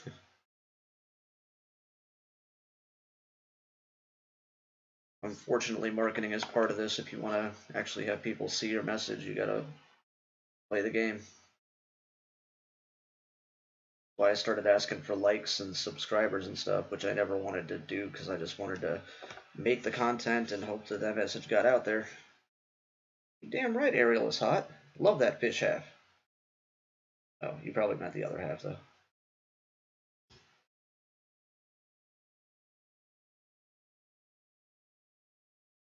Now, I hate that you have to, like, play with the algorithm and try to trick people into watching your videos first when you're first getting started. But it is what it is.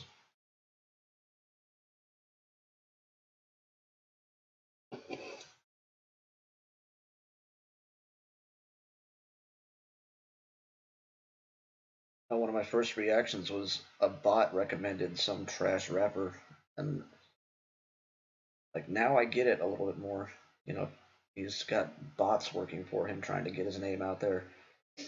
Doesn't mean I respect him anymore, but I understand it a little bit more now. If I was doing this to try to get famous or something, then I would be losing my mind. As I've said many times, I'm just doing this because it's fun for me. It's helpful for me. What other reaction YouTubers do I watch? When I'm done reacting to a song, I'll usually just search for that song plus the word react and pull up whoever has the most views. Just because I'm trying to like, I don't know, see what they did differently. See if maybe I can learn something from them. So like today I did therapy session. So while that video was rendering, I went and searched for React therapy session NF. I think I don't remember names. Stevie Knight was a guy I remember. No Life Shack. I mean, I know he's like the biggest reactor out there. Reactions to music isn't really something I ever watched before I started doing this. I wouldn't watch reactions to like TV shows and movies and stuff. So those, I mean, those don't really help me now. But No Life Shack is somebody I checked out. Knox Hill. It's probably the one I. No Life Shack has the most views. Stevie Knight. I like his style, but my top two would probably be Crypt and Knox Hill. I mean, those guys really break it down and take the time to go into it. I also saw a guy, Laid Back DFR, I think was the name, and I don't understand why he gets views. I'm not trying to trash anybody else, but it's just him. How is that a reaction? He's not breaking the bars down. He's not explaining anything. He's just saying, "Oh, just go hard."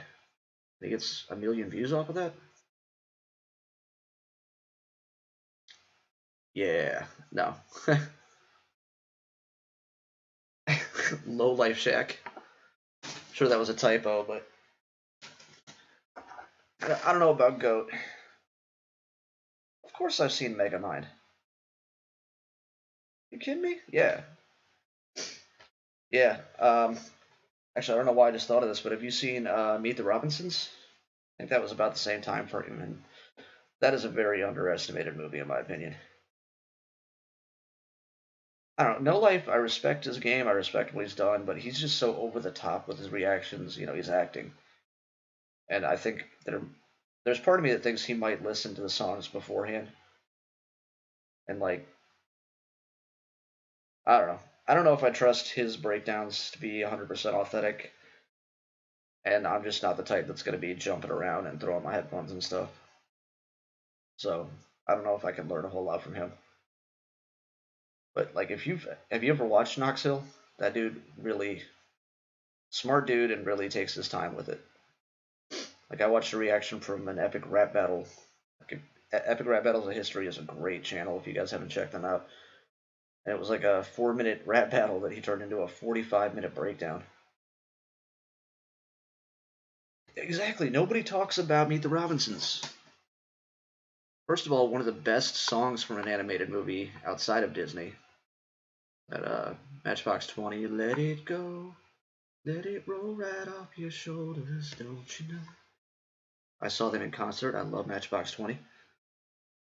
And just great story, so random and cute.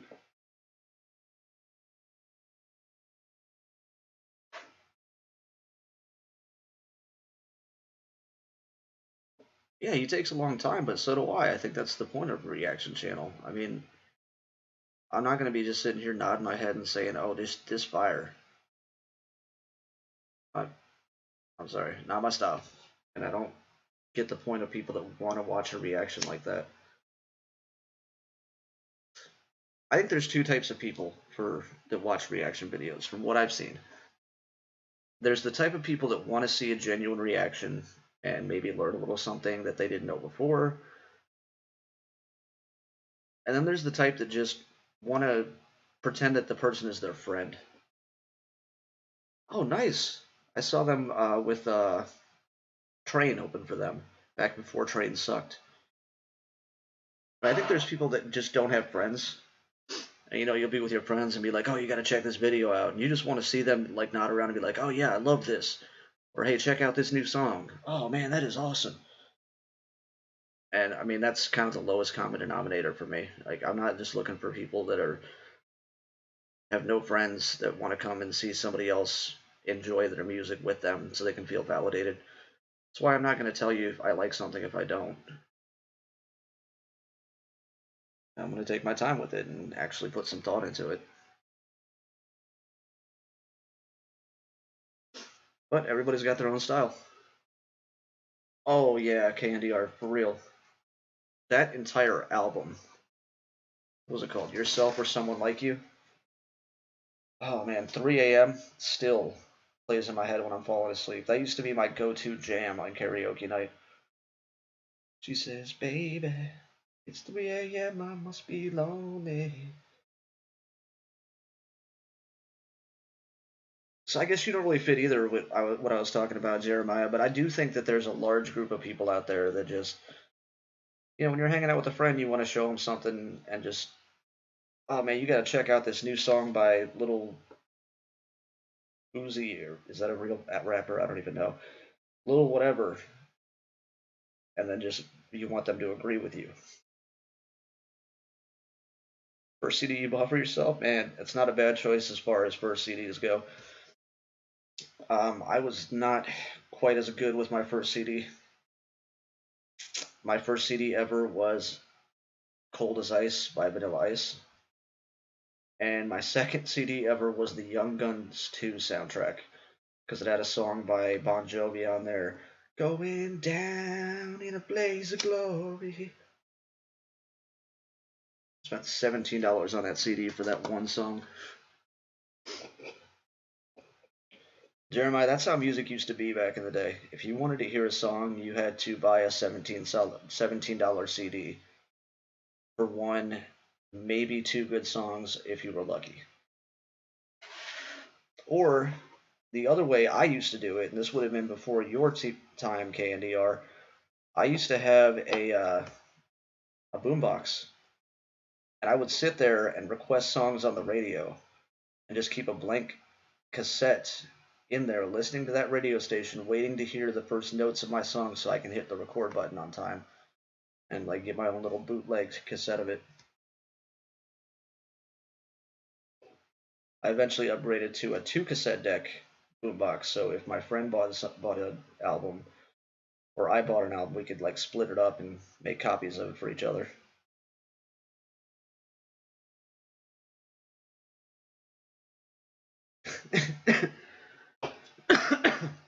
Tom McDonald, isn't he coming up on my reactions? Let me get my list here. I think I was looking him over.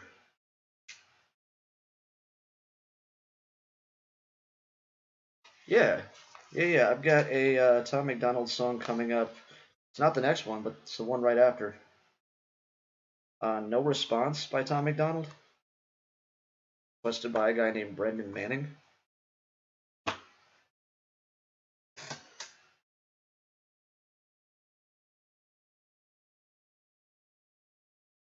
Yeah, that entire album. Push was legendary. Um, Unwell, 3 a.m.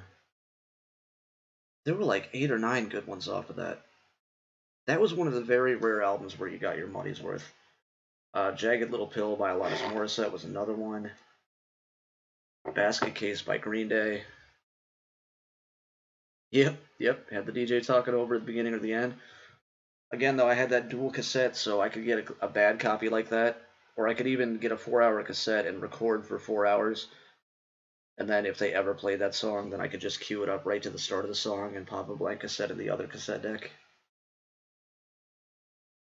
LimeWire, man, I started out with Napster. LimeWire didn't come around until after they broke Napster up for breaking the law. Fake woke. Write that down, because I know I'll forget if I don't.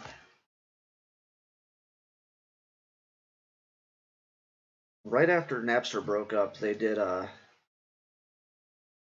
was like they thought they were going to stop music pirating by breaking them up, and all they did was create 10 brand new ones like LimeWire and BearShare and Kazaa.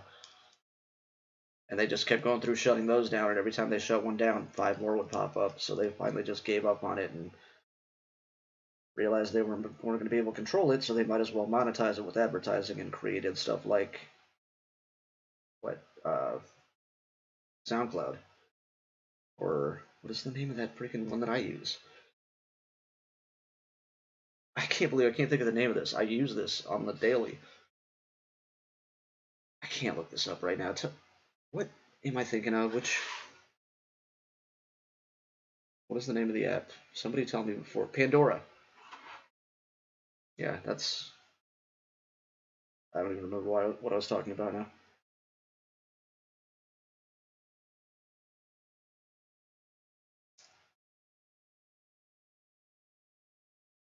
Yeah, they talk over it with 30 seconds left. Yeah. So is that song gonna get me triggered? Is that what you're doing here? Am I being trolled with that song?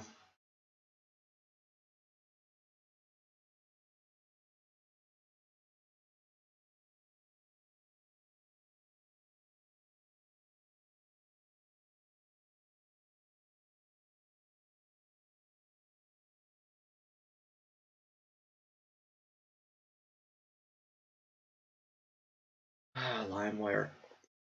See, I was lucky. I came from a pretty good family. We had a dedicated dial-up line just for the internet, but I would still have to. I'd have to download the stuff overnight, because if I wanted a good quality version of the song, which was like 128 kilobytes per second at that time, the MP3 would be like 6 megabytes, and that would be a 4 hour download. So I actually had a little scam going where I got a CD burner, and I would download anything that was in the top 40 that I didn't already have on my computer. And for $10, I would take a blank CD and burn you a 10-song CD. Jeremiah, I don't consider myself a Democrat or Republican. I mean, I lean left, but I don't think that I fit into either of those molds. There's things I agree with both sides about, and things that I think neither side gets right.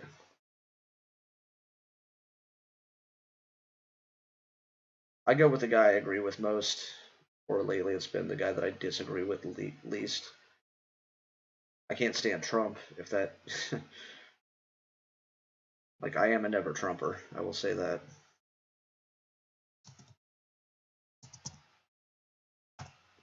I would literally pick any random person off the street and have them be president over that guy.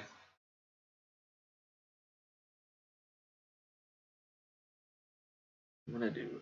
I'm looking into McDonald right now. I just want to check something.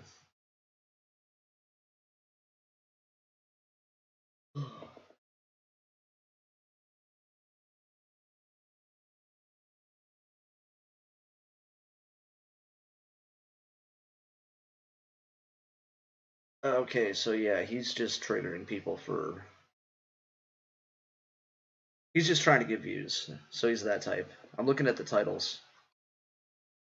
Everybody hates me, people so stupid, white boy, politically incorrect, fake woke, no lives matter.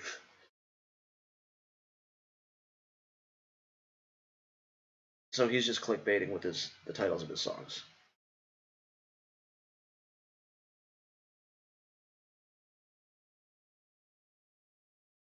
I totally 100% disagree with you on Trump being better than Biden. I'm hoping you're just bad at math and don't realize that's a greater than symbol. No, I mean, you're 15, so I'm not going to have a political debate with you. But if you understood the damage that Trump had done, not just the economy, our standing in the world, um, the internal division he caused in his own party and in the nation, maybe he was the best president of your lifetime, but your lifetime has been extremely short. Trump is by far the worst president of my lifetime. And I've lived through both Bushes. Candiar, did you ever think that you would think George W. Bush was a good option? Did you ever think you would long for the good old days when he was in charge? Although maybe you're not old enough to remember that.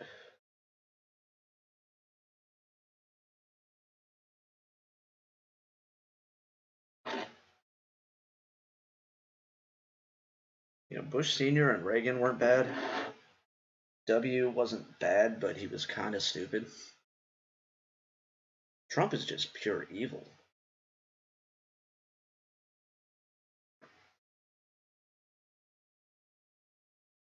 Jeremiah, gas prices have never been $7 a gallon in my lifetime.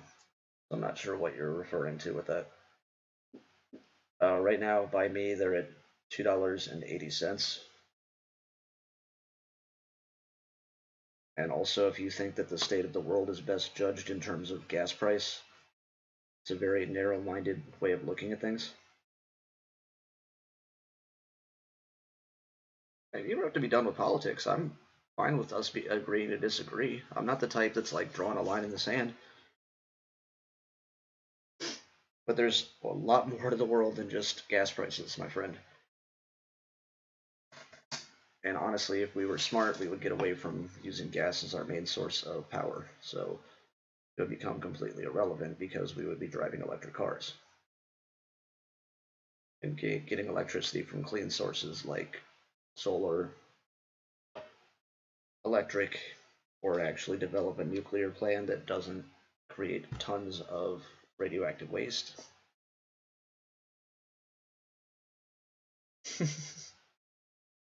Well, that's fine because George W. was also like derp being the president as well. He was dumb, but in a lovable way.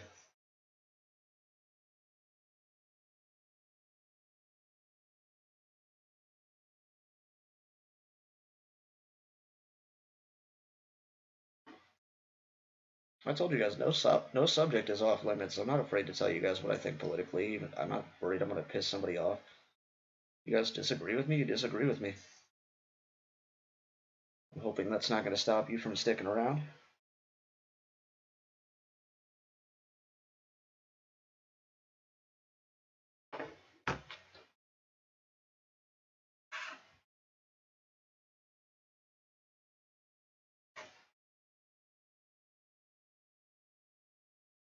All right. Let's get off of politics since that's a hot button issue. How about this racism? What do you guys think about these gays? Just kidding. Like I said, I'm not afraid to speak my mind, but I'm just throwing stuff out there that's intentionally trying to piss people off now. Apparently that works to make you a good rapper. Am I into NASCAR? No. No. No. No. No. No, no, no, no, no, no, no. No.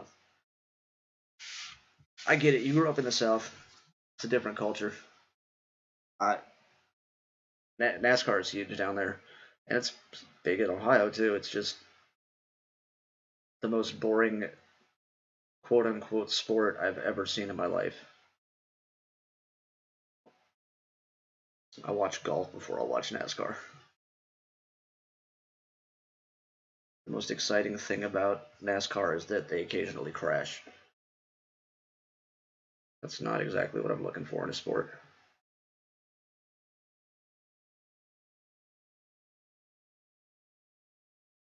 Wow, I'll bet that was hard on KNDR. Mormons are not fans of gay people.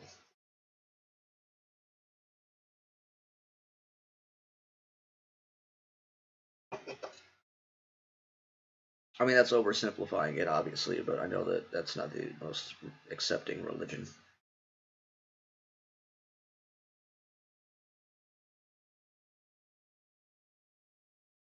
Honestly, most of what I know about Mormonism is from watching South Park.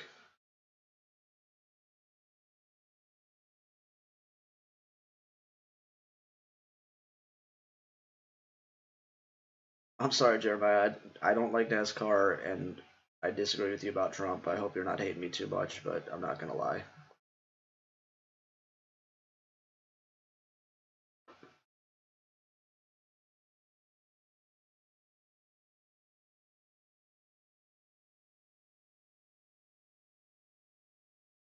Wait, KNDR, did you type that right? Your parents don't know or didn't know? Do they still not know that their son is gay?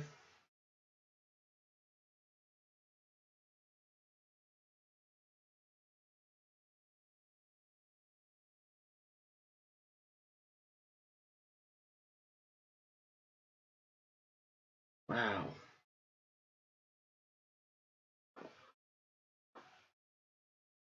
How long has he been out without them knowing? Yo.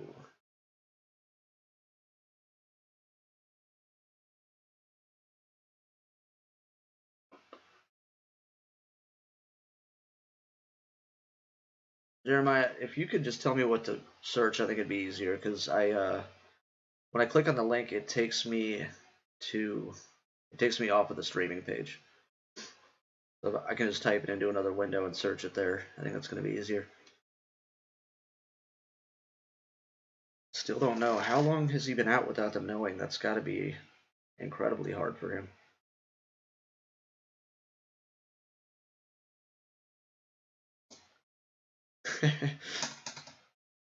I mean, Jeremiah, I would assume that they know what her YouTube channel or her YouTube account name is and somehow stumbled on this channel at the same time.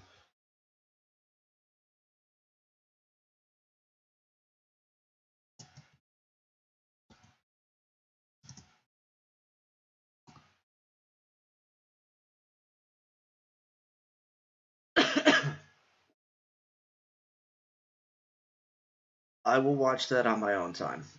I'm looking at the channel is NR62, 1.9 million views. I'm assuming is the one you want me to watch. It's 12 and a half minutes long. If you found like a shorter one, I would watch that on stream, but I don't really want to put a 12-minute stream of something I'm not really into.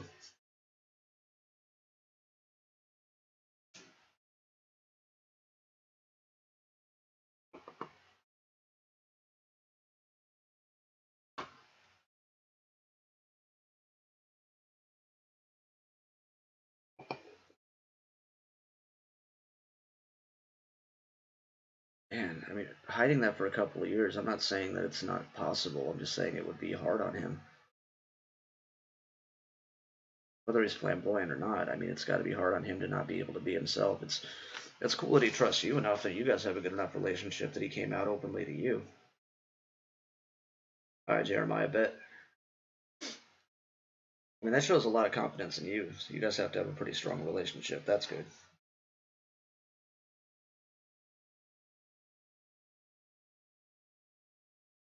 I mean, I'm assuming that you're okay with it, that you're not freaking out or shutting him out of the family. You seem like you're a pretty open-minded person, so I doubt you are.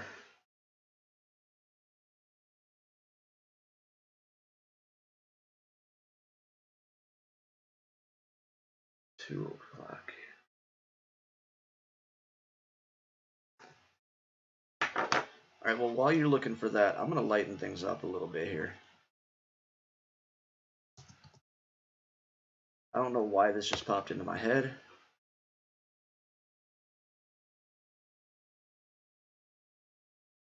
Is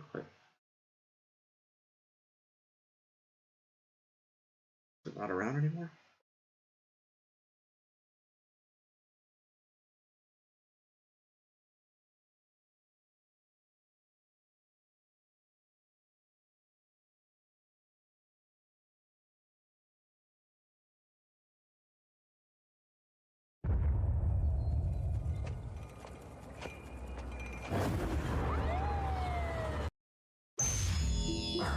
Yes, warrior. The battle is about to begin. I refuse to fight for the entertainment of an alien species. Oh man, I had a fun video I was going to show you guys.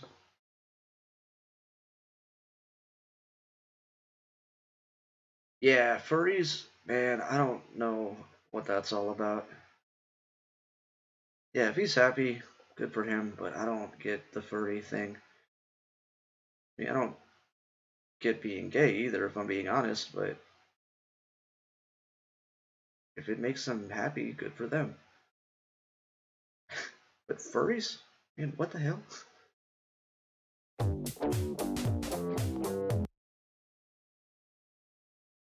Alright, well, we've talked about homosexuality, we've talked politics, we've talked NASCAR. Let's just lighten the mood a little bit. I think I finally found this. This is the weirdest thing I ever found on the internet. Okay, no, it's not, but it's just a lot of fun, and it always cheers me up.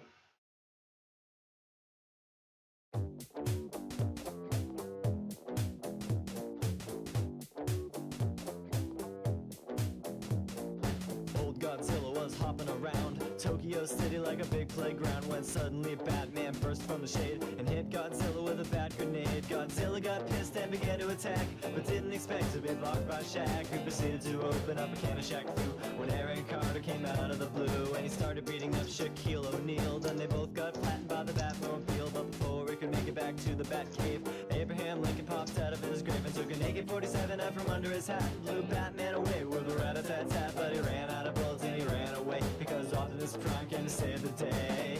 This is the ultimate showdown of ultimate destiny. Good guys, bad guys, and explosions as far as the eye can see, and only one will survive. I wonder who it will be. This is the ultimate showdown of ultimate destiny.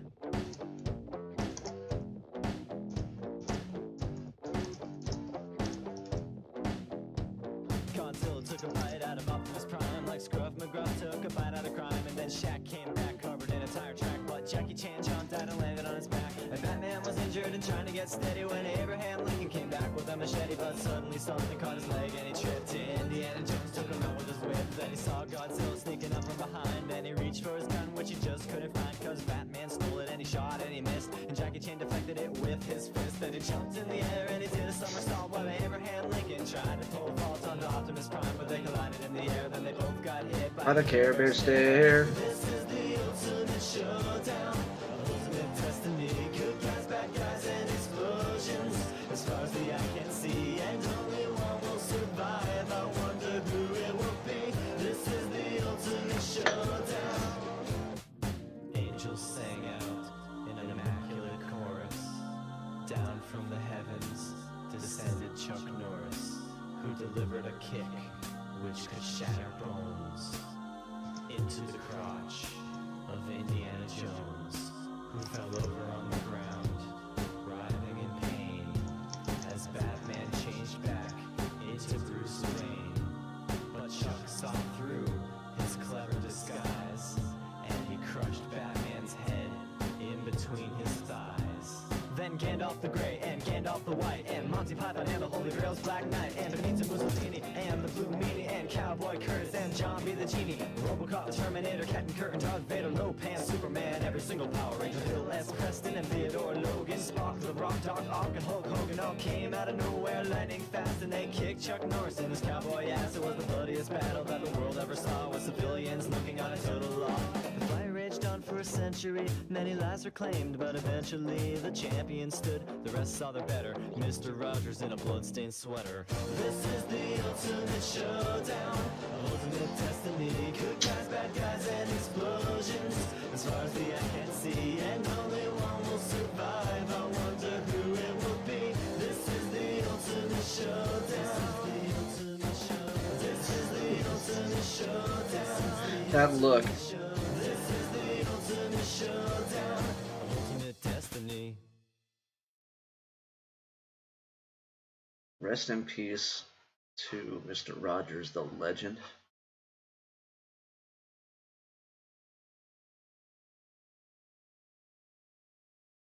social media ruined a lot more than the internet. I went off on a rant about that a long time, like on one of my recent videos.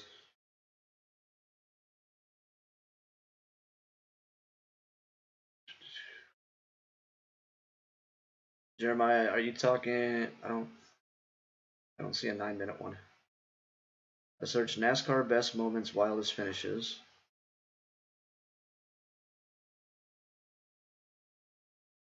Oh, okay. By MMCS.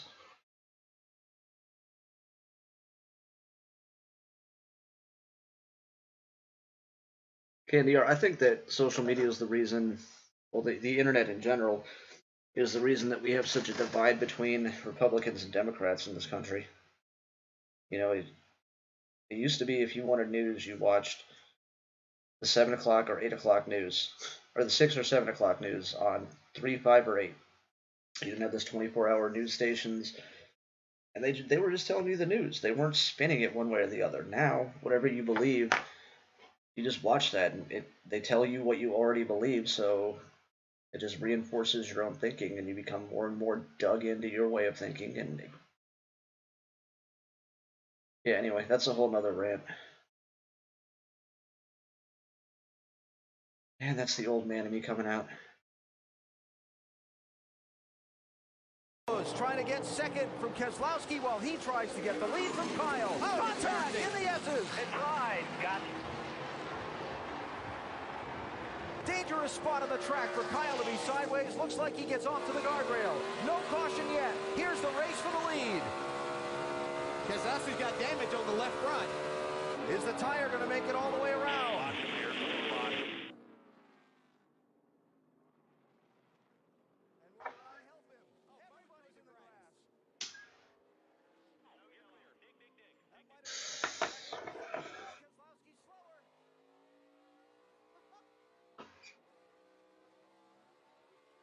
Keselowski's got a problem. Trying to stay with Ambrose. Two final corners. Do they use the bumpers?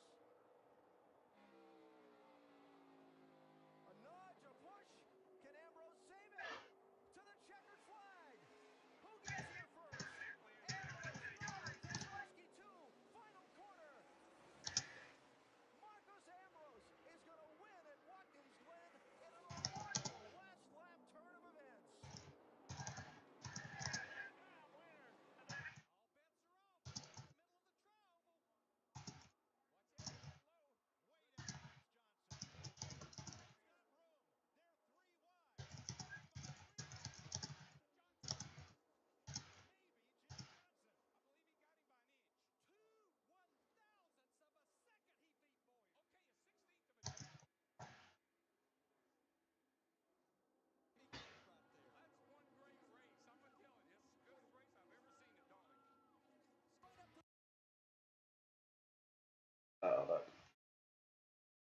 Hey, KNDR, thanks for stopping by. It was nice hanging out with you and getting to know you. Good luck with the sleep. And I definitely enjoyed hanging out with you too. I'll let you guys know when the next live stream is going to be, and hopefully we can get some more people in here. But, I'm glad that you were around. Jeremiah, I guess it's just going to be me and you. I'm going to finish out this video and then probably call it a night myself unless, other people show up. Let's keep going.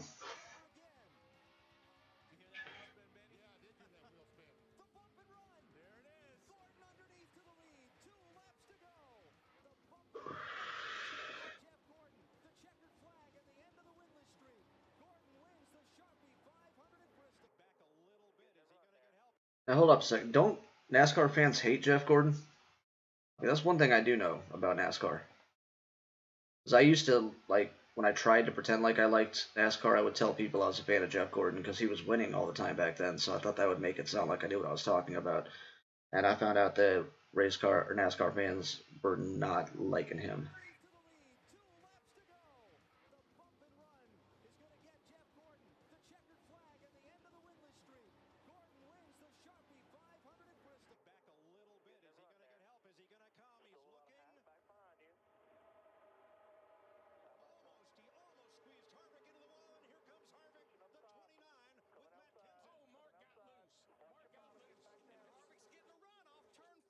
It's going to be a drag race all the way back to the start-finish line.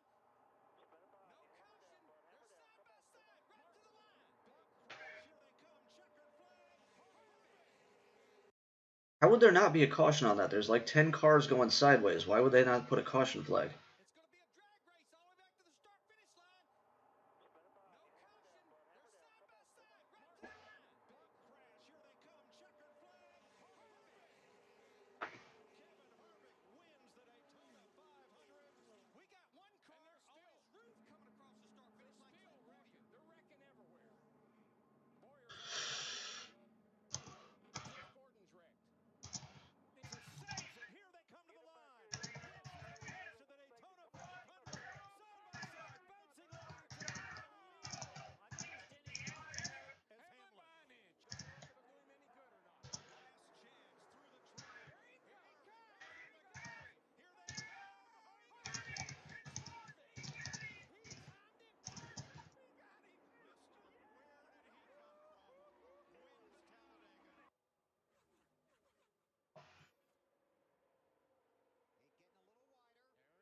Hey, that's Earnhardt.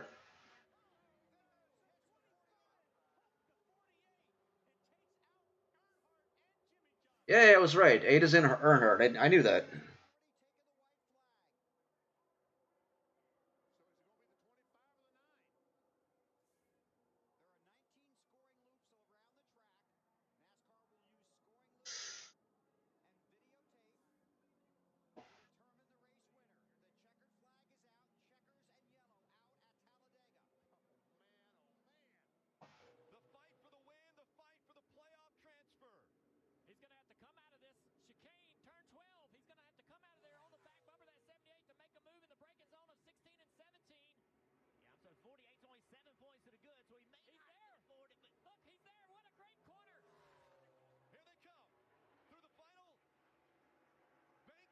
See, I just stuck with telling him I liked Jeff Gordon because at a certain point I just decided I enjoyed pissing them off.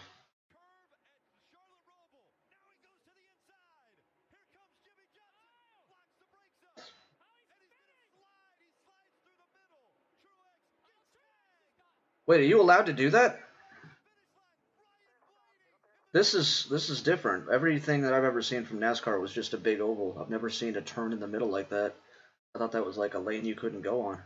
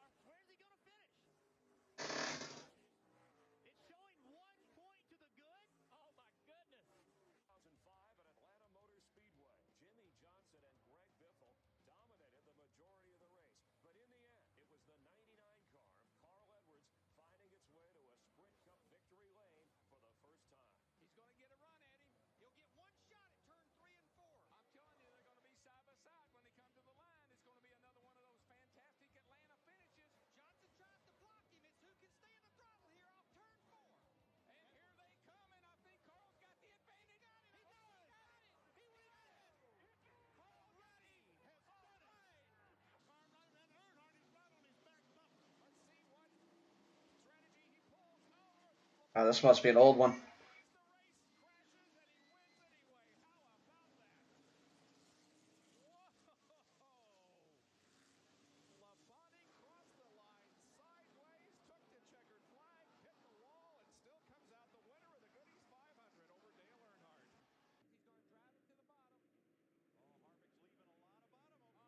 I don't know what a road course is. All I've ever seen is them turn left over and over.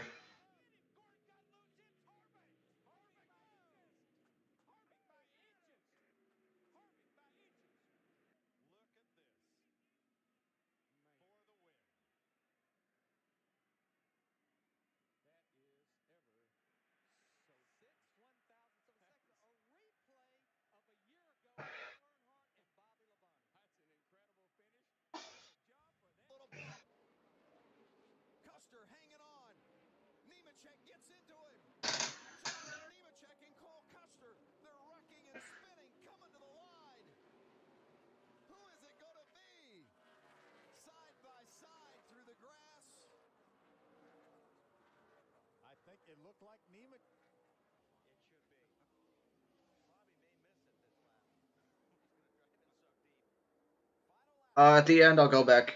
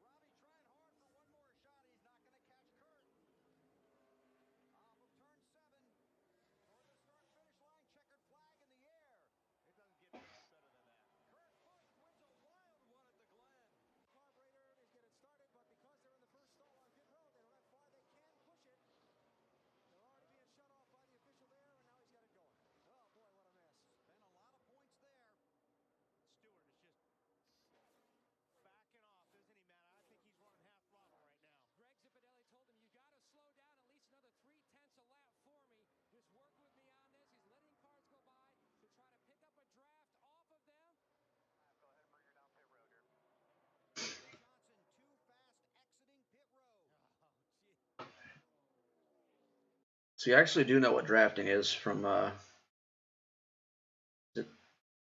was the? It was a Tom Cruise movie back in the day where he was a driver. I want to say Talladega Nights, but I think that was a parody of it. I can't remember the name of it right now, but yeah, there was a Tom Cruise movie, so I do know what drafting is.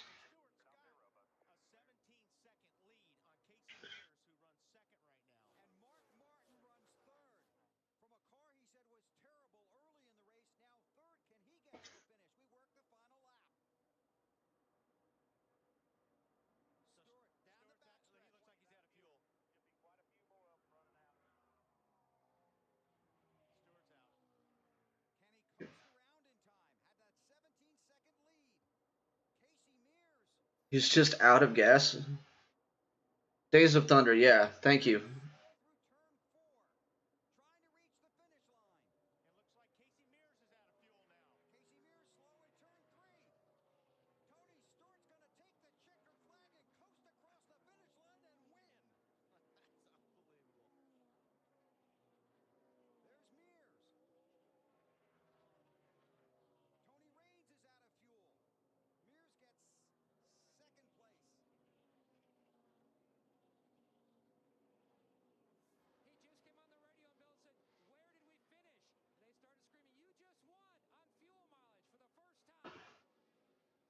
All right, back to the beginning.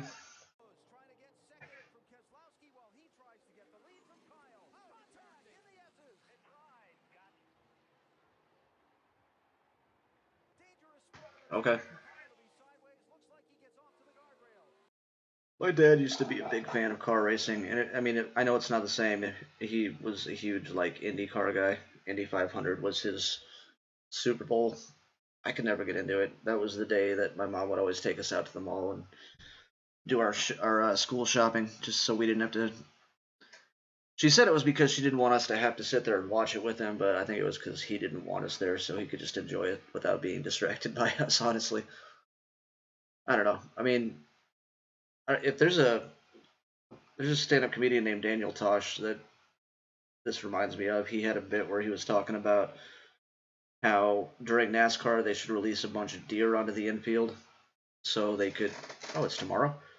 Okay. Maybe I'll just watch it in memory of my dad. But he said that they should release a deer onto the infield during NASCAR so you could incorporate hunting into the sport. And then if you could somehow add wife beating to it, you'd have the redneck triathlon. I mean, I'm not trying to judge a crowd or anything like that, but I always thought that was funny. I do think, or did think that, NASCAR is kind of a redneck thing, just judging by the majority of the fans. They're not all bad, but I never got into it. It bores me. When the most exciting part of your sport is when it goes wrong. Not something I really want to watch. I'd much rather watch football or baseball, basketball. Those are my big three. But yeah, man, it's a 2.5 hour stream, and you've been here for the whole thing. I appreciate that. You definitely earned your spot as a mod. But I do need to get some sleep, I think. I'm going to get back to it and get more reactions started tomorrow. Thanks for stopping by.